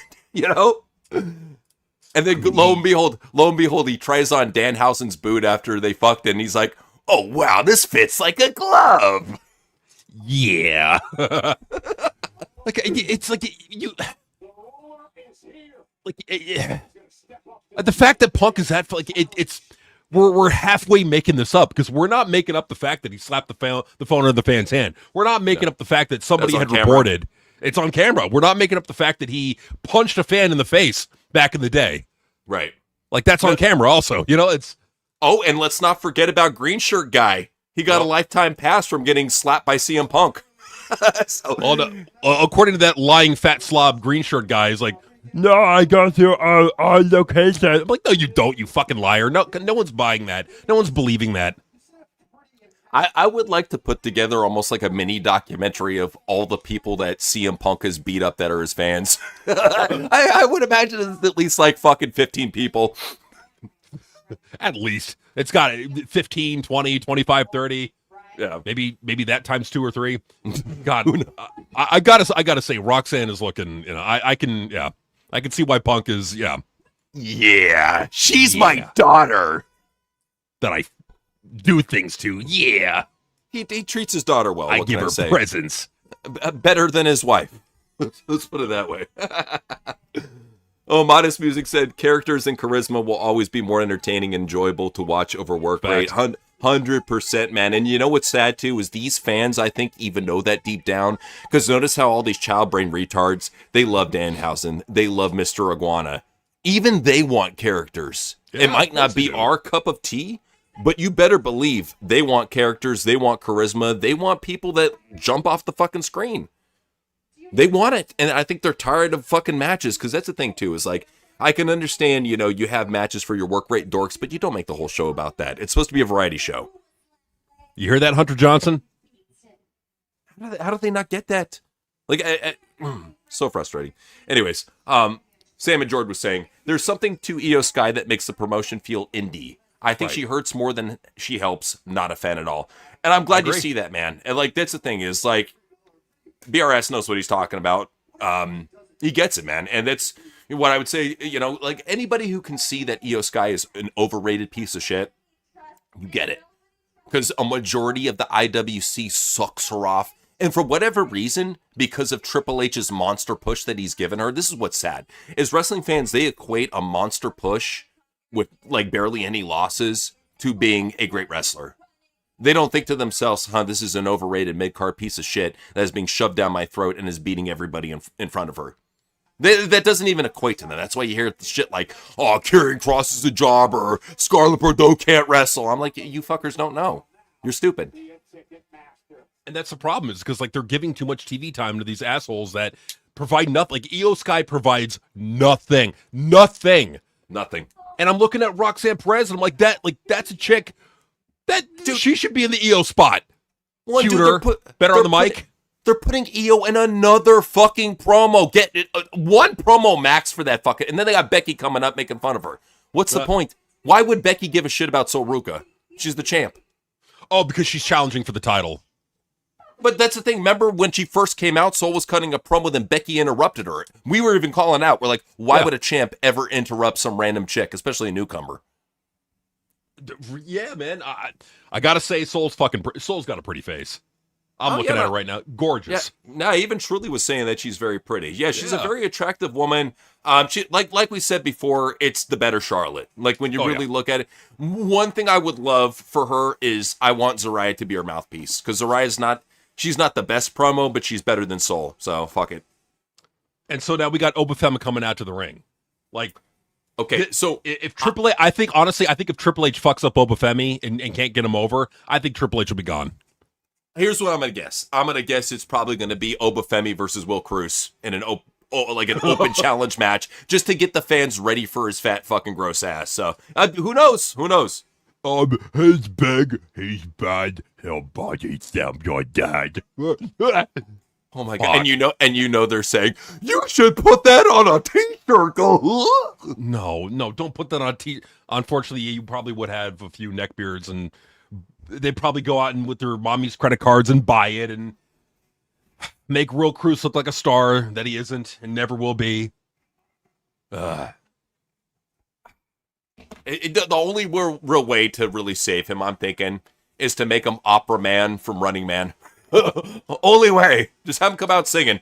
What does it say here? Oba is, I'm sure he's a great dude. And you know what? He probably is a real nice guy in real life. And I can get how people aren't the biggest fans of him. A lot of people think he's overrated. With Oba, my big thing about Oba is too much too soon. I think his progression is way too fast. I think they should have slowed it down a bit and made it more logical. Make it more logical, but then also, what did they give Brock Lesnar early on that helped him? The Hardcore Championship. When he first came in, his debut, what he did is he came in this Hardcore Battle Royale and started beating the shit out of people. He took like Spike Dudley, powerbombed him 3 fucking times. Brock Lesnar's debut, they made him look like an absolute fucking killing machine. The chick with the big fucking boobs. Okay, no, Brock, they made him look like a mauler when he came in. He looked amazing. He did, but like, what else did they give him that really brought him to another level? Ladies and gentlemen. Boom. That's what Oba needs. Yes. Honestly, you want to give him Paul Heyman? Okay. Why not? I mean, shit. And it makes all the sense in the world since he's the guy who took out Brock Lesnar. And it's almost like a passing of the torch, you know? Fuck it. Yeah, why is Paul Heyman leading the Vision and not the hype man for Obafemi? I don't understand that. Or you want to fucking throw a weird twist in there, have Oba join the Vision. I know it doesn't make sense, you know, but fuck it, you know? Something. I mean, yeah, I guess that could work. I'm just not a fan of the Vision in general as a concept. Yeah. It's a sloppily put together stable with just 3 young guys that have nothing in common. That's the big thing I have against it. That's a good point. Yeah, because like, what do they all have in common? Yeah, what does Logan Paul have in common with Austin Theory other than they're both white guys? You know, like Austin and Logan, I can see like listening to a lot of rap and going to the clubs and like fucking maybe like taking home gay dudes. I see that connection with them. Nothing but love, Logan. But like okay, so Oba, he got tired waiting for a match, so he's just randomly beating up dudes. He's taking a Hump a Bear Crap Pillow and Angel Garza and taking them out to the ringside so he can violate them. What is this? Good Lord. So Garza was saying, I'm sorry, we'll get to you 1 second, Garza. I just missed Sam and Jord. So problem is most people aren't going to feel a connection to an African tribesman or whatever Obafemi is supposed to be. It's not relatable. And I understand that. I get that. But at the same time, though, you have to look at characters like back in the day, like One Man Gang, you know, when he was like the African Dream Akeem. Or even Brock? Well, I'm trying to think of like crazy type weird gimmicks like that. Gotcha, or even Kamala, the Ugandan giant. I would have to say that Akeem the African Dream and Kamala, they got over. You can't deny that. They were never top level guys, but at the very least the gimmicks were to get over. What I think would help out Oba, since he has that type of like that Black Panther tribesman type gimmick, I know it's kind of controversial. Give him a fucking Black Power stable type gimmick. Fuck it. Black Panther type gimmick. Bring back like a new Nation of Domination. Him and the Street Profits. Fuck it. You know? I mean, if you want to have... I wonder how that would work with Montez as the mouthpiece, because he can cut a promo. That's what like Montez, I think, could be taken seriously if he stopped doing so much cocaine. Yeah. That's his biggest problem. So... But no, going out there like the whole like Malcolm X get up and everything, the glasses and the suit, and I could see it. That's the sad thing is you can immediately visualize all of them in the suits immediately. It's crazy. It would get people talking. I mean, hey, I got their hype guy. Bring back Teddy Long. Teddy Long I think would be interesting, but I feel like it would be maybe like a little too cartoonish, because Teddy, like he's a kind of like a cartoon. He's like a cartoon character. No, you forget NWA Teddy Long that used to manage one of the best tag teams of all time. I'm just saying. People forget what Teddy used to be, man. Yes, he used to be tag team match player, but he also used to be one of the best tag team managers of all time. So I'm just saying, Teddy Long. I'd like to see how Teddy and Montez would work in a situation where they had to be taken seriously. I think they could do it. I think so too. Okay, I'm going to make it even harder. Let's say you can't for whatever reason you can't go with Montez Ford as a mouthpiece. You can't go with Teddy Long, but you got to pick somebody either in NXT or the main roster to be the mouthpiece. Okay. Who do you pick? An NXT and or main roster. Let me think about the roster real quick. If you want to switch it up a little bit, no, that wouldn't work. Give me 1 second. I'm trying to think of, because I don't want to take anybody away from SmackDown too, because Trick's got his own little thing going. I would make a money offer, because I think if you can't get Teddy Long, this is the perfect guy outside of WWE. I would get Stokely Hathaway. Stokely Hathaway is interesting. I mean, if his contract comes up, it could work. Okay, but no, you got to stick within WWE. Oh. I know. Okay, well, but that's the thing is they don't have any real, like, you would have to take a guy and turn him into a mouthpiece if that's the case. And really, how many African American like manager type converts do they have? Most of them are athletes. So I'm trying to think of like Leo Rush would have been the last one, but they let him go, dude. I know. Fuck. That's a really hard one, because I think they got to be African American if you're doing like an NOD sure. 2.0. You know. I would have to. We haven't watched NXT in a long time. I don't think I can qualify. I don't think there is an NXT. Well, maybe there is, but I don't think I'm qualified enough to answer that question, because I haven't been watching NXT recently. If I've been watching NXT, I can maybe give you a name right away. Like maybe that one black dude who's in the diamond mine. Maybe him. But even then, I don't know. Like, I've been watching NXT, so I don't know. I mean, really, if we had to pick from within WWE, I think Montez Ford's the guy. Oh, no, without a doubt. Street Profits already in it. You do Street Profits, you do Oba. That's for sure. But you're talking about another dude who's like a manager-type mouthpiece if you don't have Teddy. I'm thinking of it's gonna talent. I'm thinking like who's in the Rock role? Trick? No. I think that's too much. That's the whole reason why I didn't want to do Trick or Yachty or even Lash Legend. I want to have them do their own separate shit over there. Don't get me wrong. If you had a super stable, that would be it. But I think that they should be separate. I think Raw should have their own black faction. SmackDown should have their own black faction. Is you know who like? Okay, he's outside. He's technically outside WWE, but he would provide continuity, and it would like be seamless. I got one for you. Go for it. Who's yours? I say bring him back. Let's do a fucking John Travolta with this shit. Let's do a Pulp Fiction with this shit. Let's bring back Ernest the Cat Miller. Ernest the Cat Miller's good. I like that one. What do you think about mine? Ready? Go for it. Farouk. If Ron Simmons can still cut a promo, I love the idea of that because he was with the Nation of Domination. You have great storyline continuation. I just don't know if he could still cut a promo. Maybe it's the same situation with Teddy Long. I don't know if he could still cut a promo. If they could still cut a promo, I'm down for it. Because you're absolutely right there. Ron Simmons, he's got the cred. It would be another fun one, since he's technically still under WWE contract. Booker T. Booker T would be interesting. That's an interesting name. That's very interesting. For sure, like it is, because like it, like as a manager type role. What about Big E? If that's not a bad one either, because I think that Big E, he's one of those guys where I think if you could play a good baby face, I think you can play a really good heel. I think, because honestly, I think it's way harder to play a baby face than it is a heel. So sure. I think Big E, he has the acting chops where he could pull it off. I think he could do it, and I think it would throw people for a loop, but it would show people that this guy has range. So, yeah, I support that. I think Big E or Booker T would be a great wild card type situation. Yeah, so what we're talking about is, like, if you're just tuning in, we're talking about, like, booking, like, a modern Nation of Domination. Like, you take Obafemi, you take the Street Profits, and we're trying to find that fourth guy, that maybe that mouthpiece. And we're just coming up with ideas, Yeah. Yeah, just brainstorming here. So Garza was saying, I remember when Vakir came out to face off against Liv after Liv beat Ruka, the way Raquel looking at them. She looks menacing when she has that look. Yeah. That's the one thing I gotta give to Stephanie Vakir. I'll give her credit. She has that physical charisma. And I get that. That's a big thing you need to have as being a top star in pro wrestling.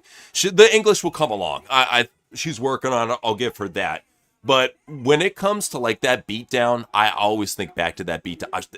Granted, somebody really got fucking hurt. In fact, 2 people got really hurt over that. But dude, it looked good on camera. You can't deny that. That was one of the few. Like when I think of good beatdowns, that's probably my favorite beatdown of the year. Was when she kicked their ass. That was a very good beat. That was very, very good. And like maybe they could have kept, like this is where it could have worked. Is like maybe make them a tag team. Right. But if you had kept or if they had kept Selena Vega, pair her up with Selena Vega. Yeah. You get the mouthpiece, you get the talker, you get the mouthpiece right there, and you get a functional tag team. Like, I would have been cool with that. That would have made sense. Well, that's the thing too. Is like what I feel they're really leaving money on the table with is because we saw it already work in AAA, and the girls even want it too. I would give Stephanie Lola Vice. Good point. Like they have great in-ring chemistry. These chicks were made to be a tag team. They both got the lucha booties. Fuck, just call them the lucha booties. Fuck it. And just like, you don't understand, like these women, if marketed correctly, could be the top women tag team out there. Because you got Lola as the mouthpiece. They both look good. Stephanie's got the wrestling ability. Lola's still great in that aspect. I think they overcompensate each other really well. I think they do, man. I mean, they both look great on camera. Lola Vice can cut the promos. I honestly, I think that's better than Zelina Vega. Honestly, I think Lola Vice is the better way to go for sure. But there's just so much you could do, and that because like it masks Vakir's one glaring weakness, and that's the promos. Well, yeah, and Lola's still green in the ring, so she can overcompensate with somebody who's a work rate machine like Vakir. So it works out, I think. Okay, so they have AAA. Check this out. AAA is going to make a Triple Mania a 2-night event going forward. I feel so bad for AAA. Oh, you Mexican wrestling fans, you're getting Triple H fucked now. It sucks. Now you know what it feels like. It's terrible, man. Well, that's the thing too that sucks too, because with AAA, you're so used to the quick format of the show. It's only an hour long, so it's one of the most watchable. We'll cover it one of these days, guys. It's one of the most watchable wrestling shows out there. But then they got a 2-night event. Nobody wants to sit through that shit. You can't give them an hour-long weekly show and then give them a 2-night event. Don't work like that. Yeah, that's weird. It's like because like their weekly show on YouTube is like an hour long. Yeah, very like, very weird, man. How weird. do you get 2 nights out of one unless you're like barely featuring most of the roster, and then this is like one chance to get their shine. I don't know. Possibly. Who knows, man? Sean was saying, make Obafemi a drug lord with cocaine as a dealer. Yes.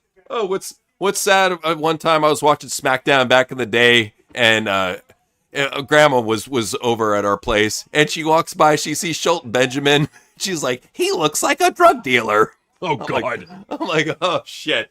Grandma. But, yeah, Grandma. But nah, like Obafemi, I could see that. He's definitely a drug dealer that takes his own supply. I got the Trembolone. I got the TRT. Oh no, I think what he's talking about. I think he's talking about like coke what dealer. about, I get it. Yeah. No. Cocaine from JCW. JCW. Yeah. No. He's talking about. Yeah.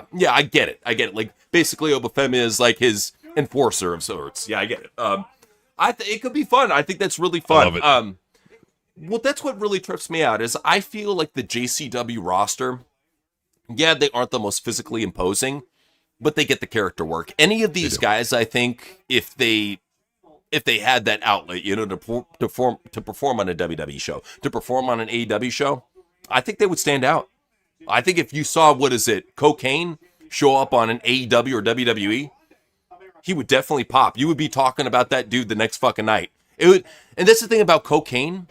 He's got that Danhausen effect to him, He does. And that's what I think, like, JCW really excels upon, is, like, they know how to get that Danhausen effect out of the wrestlers. So, it's the one thing we can give Jay and Russo credit for, is, like, they make the most out of what they have. Well, what I think, I'm seeing this trend more and more and more, and that's, I'm just seeing the fans are fucking sick and tired of the kiddie bullshit, and you're seeing promotions slowly but surely trying to cater to that. Yeah. But in a very safe, let's take it, very safely kind of way. I'm not going to make any promises or anything like that, but I'm just saying that this is kind of what you saw right before the Attitude Era. Well, notice that all the people that they're doing it the safe way, you're absolutely right, but all the people that they're pushing that have these crazy gimmicks, notice the one thing that they all have in common, indie cred. So they're not going to be disrespected. Orange Cassidy can come in and do his goofy gimmick. Hey, he's got the indie cred. Danhausen can come and do his goofy gimmick. He's got the indie cred. Mr. Iguana can come in and do his goofy shit. Oh, he's got the AAA indie cred. That's what it all comes down to, is you're allowed to do goofy shit if you've been on the indies for a little bit. Yeah, and then it's like for like the edgy stuff, like the Harley Cameron thing. Like I'll be honest, man, because I saw Backlash 2 at the Smarks, like, oh my God. But I didn't see the backlash that I thought I would have seen. Well, because I think a lot of it has to do with the fact that I think Harley Cameron has earned their respect. Right. She's one of her thing. It's her thing, and they're used to seeing her on camera, and I think honestly they're trying to probably make it back to her, from pissing her off and driving her off social media. So they're like, we gotta start being nice to our Queen Harley. Maybe it's that. Who knows? But Harley's amazing talent. And I just love it that there's a place like AEW for young talents like her to shine. So, for sure. What is the point of doing Grande Americano versus Dominic when you're just going to do it 2 weeks from now in AAA? Rematches and more rematches and more rematches and tag matches and tournaments. Yeah. They're making me think too much. It's hurting my brain. I don't know, just book a bunch of random matches and I don't know. You know what would be funny if they got like a randomizer button, they press a button and it like books like a bunch of like random fucking like who gives a shit matches. I think this is what they're doing with Raw. I think they're hitting the randomizer button and that's what we're getting. Well, yeah, I'm thinking he's got a combination of Grok and TEW9, and he just pushes auto booker mode, and it just gives them a random bullshit card. Look, just click a button. Card's booked, done. Easy peasy. Just how I like it. You know, I don't have to think. Just hit a button. Like a brain dead monkey. No, praise is a genius because I click buttons. And that's the thing. It's like if Triple H is going to be lazy, give him AI. Give him something to help him out. Yeah, just like well, but that's the thing though. Is like he is the most coddled dumbass I've ever fucking seen in my entire life. Not even George Bush was this coddled. I'm sorry. Well, I mean, George Bush was smarter than Triple H. I mean, yeah. Well, here's the thing. My personal opinion about George Bush is I think he was a great actor. I think he played a really good Southern, like, dumb fuck. And what it is it's one of those things. Hey, if I play a good old dumb Southern boy, they'll trust me more. I think it's a smart technique. Sometimes you got to put food on your family. And I love it when Andy Dick said, "Say no more." and then Bush says a fucking quote. Oh, Andy can be funny. He's just such a weird fucking just alcoholic crazy bastard. So, yeah. Sam and George said Oba could have been Jamal Jackson and it would work better. Not bad. If you want him to be a top guy, I get the Kamala comparison, but not as the peak of the biz, in my opinion. Yeah. Yeah, like he needs to be in a faction. Right. Like the enforcer in a faction, I think is like what he's perfect for. You know what? If they brought him up like they did over in TNA with that Big Cass ripoff, what is his name? What is that? Agent Zero. Yeah, if they brought him up like Agent Zero, where you have him just being the badass enforcer, never steps in the ring until like fucking 6 months later, I think that's a good way to get him used to the camera, get him used to the crowds, and you know, to the point when he does perform, have him work dark matches, of course, you know. But when he does perform on TV, he's ready to go, man. He doesn't look so green. But then the other thing with like him and like the Brock comparison is that Brock, before even going to WWE, was a legitimate NCAA Division I wrestling champ. You know, he was a legit badass. Right. Well. No, absolutely. That's the thing is NCAA champion, and even then, when he took a hiatus from WWE, what did he go and do? He went ahead and became a champion over in New Japan, the IWGP champion, and then he went over to UFC, became the UFC champion, and then he went and he fucking got on the Minnesota Vikings. How many wrestlers do that in their time off? I'm sorry. Not many. Not many. In fact, none. None. Well, and think about this. He is the only wrestler that I can think of that has been in an NFL video game, a UFC video game, and a WWE video game. Only dude. Only fucking dude. He's the only one. I mean, and that's the thing, like, Brock was a legit athlete. That's, like, Kurt Angle was a legit athlete. Oba Femi, I don't know about his background. Maybe he was. Like, I could look it up right now. I think he did shot put, from what I can remember, which is, like, it can be athletic. Look at his Brock's daughter, you know, I'm just saying. But it's not, like, wrestling. It's not, like, MMA, you know. No, it's no contact, you know, and I get it. Oh, and a kick out. Yeah, what's a show with that? And a kick out. But yeah, no, like Brock, he actually proved his worth. Oba's still very green, so I get it.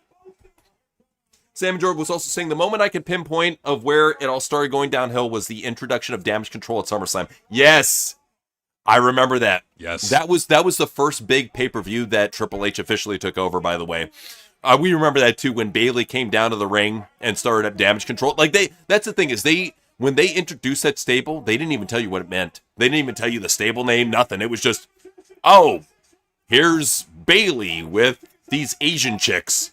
For no reason. It made no fucking sense in the world. Because Bayley had never hung around with them. We only knew that they were friends because, you know, this is our job to cover the fucking news, so we see them hanging out on social media and all that. The casual fans don't know that Bayley is friends with fucking Asuka, Kari, and Io Sky. It was, and then they come up with the stable name like 2 weeks later, after 2 weeks of hard thinking. Damage Control, because, you know, play Damage Control, the Vince's awesome booking. Is that what it was? Like, what? I don't know. I mean, they prevent, you know, I guess they prevent more people from tuning in, so I guess that to me is damage. If more people are watching, it's damage, and they prevent them from tuning in, so... Damage Control. I don't know. No. It's supposed to be brain damage control, but there's no stopping the brain damage for Triple H. It's ever present. It's like just when you think he's killed off all his brain cells, he surprises you and has one left to kill. He's got more to kill. Okay, so I looked into Obafemi's background in high school and in college. Okay. Guess what sport he did? You'll never, in a million years, you'll never guess it. Badminton. Nope. What was it? Track and field. That's what I figured. And especially a guy that big, you figured he'd be like lean like Javon or something, you know? Yeah. Weird.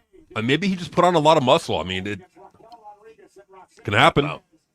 He seems like one of those guys that is mesomorphic. I've heard about that. Like a lot of guys from Ghana that they they'll eat just bananas and fish and they get fucking huge. So that I heard shot put too as well. So he may. Yeah, he comes across as one of those like Ugandan dudes that just probably gets buff off of eating a sandwich.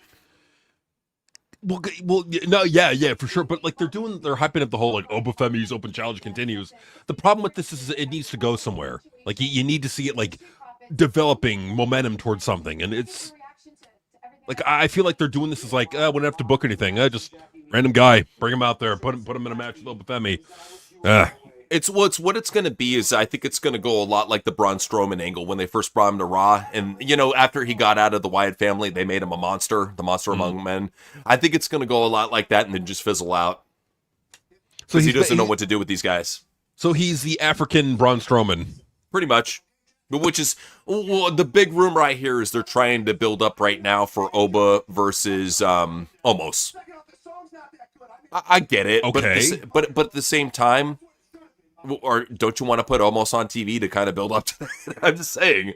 Right. I mean, like now, granted, maybe they could do that in time, but like start planting that fucking seed of like someone's gonna stop him. No one's big enough to stop him. Oh shit, Omos. Like. Well, what's sad too is it's just gonna be Omos feeding Oba. It's not gonna be like somebody stopped Oba. It's which is what I don't like. I always felt like Maxine Dupree. It looked like Jackie Redmond. Is Maxine coming out right now? No, in the car. I didn't catch who was in the car. It could be. I mean, shit, we'll see. But yeah, no, that's definitely for us. Anybody who was live watching that SummerSlam with us could see our very visible, loud dismay. We were pissed. And rightly so. Yeah. Oh, so Roman Reigns was coming out to the arena, and you got like maybe 10,000 people in the crowd holding up their fingers. It's so dorky. Good God. It's something. Ninja Robin said, imagine if AEW did more raunchy storylines. That's what we're saying, Ninja Robin, man. The whole thing that we feel about AEW, since you're a private company, you've done edgy shit before, you had like women slapping each other's asses, ripping each other's tops off, fucking simulated sex, practically, you have brutal hardcore matches. Why can't you be the wrestling company for adults? I feel like every one of these companies are for the safe liberal kid brains that like playing shitty games like Mixtape. I want a fucking promotion for adults. Show me boobs. Show me blood. Show me violence. Show me cursing. Show me stuff that I should feel like, like I'm going back to the 90s. Bring me back to the 90s, sure. Please. Yes. Well, and that's the thing, like we were praising Blood and Guts when it was happening. Like even the Adam Page match, even that was good, Yeah. Well, Adam Page, here's the thing, is he's an awful promo. Like he's got the thing about Adam Page, and I hate giving him credit about this. He's better than Cody Rhodes. Yes, he is. Because at least with Adam, he doesn't have the best. He's got basically a country Kermit voice. But but at the same time, his facial reactions, I can believe him in what he's saying. I can believe that Hangman Adam Page holds his own in a gay bar. He looks like one tough gay cowboy. I'll give him that. I can't give that to Cody Rhodes. No. He looks like the softest dude at a gay bar. Let's be real. You can't take Cody seriously. He's too soft. He's too prim and proper. He's too like manicured. Like he doesn't look, like a guy that that you could take seriously in that role. To me, he just looks too mid-cardish, you know? Like, he doesn't look like Roman Reigns. I'll give him credit. He looks like a world champion. He looks the part. Cody doesn't look the part. Well, and that's what I really appreciate about Roman. Like, he even showed you in that little, when he was getting ready for the CM Punk match, the guy stopped him on the street. Here he is doing 45 minutes of cardio twice a day. Like, he truly wants to make sure that he has the gas tank to fucking go, which I respect. You know, he's a guy who has never given up his training regimen for life. I can tell you, this guy is going to be in his 60s hitting the gym. Yeah. Which is what you want as a champion. You want a guy who's a dedicated gym nut. They love going to the gym. That's what you want as a champ. Oh, for sure, man. It's exactly what you want. You want them to take it seriously, both in the ring and outside the ring. And that's the thing. Like, with Cody, he's a squeaky clean babyface, and that's great and all, but he's not exciting. And you've done everything. Like, you fed him everybody.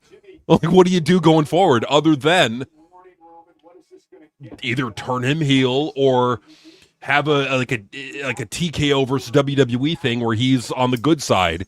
Like, he needs to have like an obstacle. There needs to be like from a storyline perspective in story writing.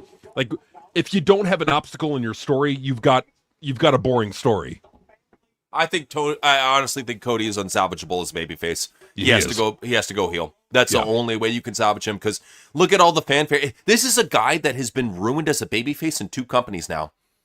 He's been ruined as a babyface in AEW to the point that they threw his fucking weight belt right back at him. He's getting real close to that point here in WWE. The fans do not like him like they used to. Well, they tune out his segments. We've literally shown the viewership from SmackDown on YouTube. They tune him out. So that's the thing about Cody. For a guy that said, fuck the casuals, bro, the casuals are the only one paying your check at the end of the day. They're the only ones who fucking care about you, and even then they're dying out. It was because he went with that I'm an American boy type of bullshit. I'm just a good old hard-working American boy. And a lot of people fell for that until they saw that he's just a boring Nepo baby. And then they're like, oh, this guy fucking sucks. Fuck him. Well, yeah, and that's really his thing. He's the all-American Nepo baby. You know, it's really what he is. He's not the American Nightmare. He's the American Nepo baby. And there's only so much you can get out of that. Like, that's the thing. Like, all the people out there are saying, no, you can't turn Cody heel. I get where you're coming from, but from the way I see it is he's done everything he can do as a babyface. What else can you do other than give him an obstacle at this point? Well, especially since he is dead set on being at the very top of the card and being a champion, you could do a storyline with that. Basically, I deserve so much to WWE. I deserve where I am right now. All you booing fans can suck my wiener. You know, just like go full on with that shit. Like, he's already getting the hate from the fans. Rub it in their fucking face that he's the chosen one, that he's the golden boy. Almost like what they're doing with what's his face over in JCW, Caleb Conley. Almost what they're doing with him, but to me, Cody Rhodes is 10 times the douchebag. You can really roll with it. Yeah, I mean, like, align him with like TKO and have him be on the bad side of that. Have him be with TKO. He doesn't give a shit about the fan. He sold his soul to get booking favors and all that. JC, that's perfect. And I'll tell you why. Because all this time he has been, I'm Mr. WWE. Put him up against TKO's chosen representative and then have him turn on WWE and join the TKO guy and be like, fuck this company. You guys never respected me. You never looked at me as the greatest. I saw you turn on and tear for guys like CM Punk. And I'll have him just do some stupid shit like that. Fuck it. Yeah. So they're showing Jacob Fatu getting out of a car, walking with Jey Uso into the ring, down to the ring. He's trying to shame him for beating up Roman Reigns. Like, I'm sorry, this is such why this is such a bad storyline is because they already had a pre-built storyline with Jacob Fatu and Cody Rhodes on SmackDown. I know Jacob's already fought Cody before, but at the very least, if you build Fatu back up, he can be a challenger again. I just think that they didn't want to feed Fatu to Cody. I get it, but what's better, feeding him to Roman? You know? Come on, man. Right. So Ninja Robin said, I think AEW is on the cusp of doing something special. I really hope so, man. Well, could be. I really, that was the shittiest looking headbutt I've ever seen. Come on, Jacob. Lay it in. He's family. Make it look real. giving these fucking hair butts. Yeah. Oh God. Oh, why is it so safe? Okay, injuries. I get it. Injuries and all that. You don't want. You got to make it look good on camera. I'm sorry. Dude, I'm sorry. I learned this back when in fucking drama school back in high school. When you're going in for a head wall hit or you're hitting somebody, you're going in for a headbutt, you put your fucking hand up. Even in wrestling, you get hit with a chair, put your fucking hand up. At the very least, what they could have done is like done a camera angle where you see the back of Jacob Fatu's head slamming into Jimmy, so you don't see it not connecting. Right. The illusion of it, like. Like, how hard is it to fucking ask the stunt guy for advice? Like, how have wrestlers lost the plot so much, man? Well, and they just did what I was asking for with, like, having Jacob punching Jimmy Uso. So they just did. They could have done it then, but fuck. Well, and just the headbutts from Jacob looked like shit, dude. He was off by, like, fucking a full 2 feet, man. Like, he was literally headbutting the ghost in between him and Jay. Like, what is this shit? All right, so Jacob's getting in the ring. Like, even mugging Roman. Even do like a Drew McIntyre hairbutt if you don't want to make contact, Yeah, like something like that. I mean, like you could use camera tricks to make it look real. Like it's just it's why are they not putting the effort in? I don't understand. Are they not aware of it? They probably honestly, it's probably they're not even aware of it. Well, this is something that I've noticed with Jacob Fatu, Jimmy Uso, Jey Uso. They're so afraid to lay it in. It's like, make it look real on TV, man. Your family. If anybody can hit you hard, it's your family member, Just be like, shit, I'll give you a receipt next time, man. Fuck it. Let's have a beer, Yeah, lay it in, man. Yeah, absolutely. They're family. It should be cool. I don't know why they're continuing. Well, see, I don't know why they're even continuing this whole Jacob Fatu thing. It's ended. Why are they stretching this out? What, because they got nothing else? They're just going to stretch it out till SummerSlam, Just have him jump a bunch of times to Roman and then beat up Jimmy and Jay and, stretch it out for 3 months. We got. What happened to like CM Punk? So was CM Punk, because they set up like right after WrestleMania, CM Punk and Cody for the title. I'm suspended. Yeah. Well, that's why think about it. That's why they had to bring over Gunther to SmackDown. Think about it. Think about it. Because I was thinking that. I was like, dude, why the fuck is Gunther going over to SmackDown? That literally was Triple H's plan B. If something fucked up happened with Punk, gotta bring over Gunther to feed to Cody. You do, man. Well, I feel like this is so. All right, so they got Roman hitting Jacob with the chair. Okay, right. I get it. He's mad and all, and he's getting revenge on Jacob for being a dick. But like, I don't know. This doesn't make Roman look like a babyface. Roman should just lay him out with one chair shot and just walk away. I don't know. Right. No, for sure. I mean, and then what's he doing now? Get ready for the spear. The spear. Ooh. Oh, that was okay. He hit him pretty good with that super kick. Damn. Finally, somebody makes contact. He's got that Tongan death grip. Sure, it's just he's lightly cupping his neck. I mean, at least they're covering it up to make it look kind of good, right? Well, why would you dump him to the outside? That makes zero sense. You got him in the Tongan death grip. Was it them falling to the outside, like Roman trying to escape the death grip and they fell out? Like, how'd that work? Or did he throw him out? No, like kind of like an over the top rope kind of thing. Oh, why? I don't know. You had him in the Tongan death grip. And why do you call it death grip if you're not killing the guy? I'm sorry. Yeah, it's like if I'm choking somebody, I'm gonna throw them over something, right? You know, it's a move I miss. I don't know if you remember it. Remember the Asiatic spike? Describe it. Asiatic spike is like where you take the thumb and you fucking jam it right down in their neck. Necro Butcher used to do that shit. I say somebody bring back the Asiatic spike, man. Didn't Umaga do that? Yeah, I think he did. No, what he did is he had kind of like, but what he did is he did like a stabbing gesture, really. Like he thumbed him right in the fucking neck. It looks sick, though. I'll give him that. So yeah, now Jacob is getting, yes, another title shot. This is, for all those that remember, this is like when John Cena did like the fucking 3 rubber matches with Kevin Owens to stretch out time. That's what they're doing. Or AJ Styles, one of those two.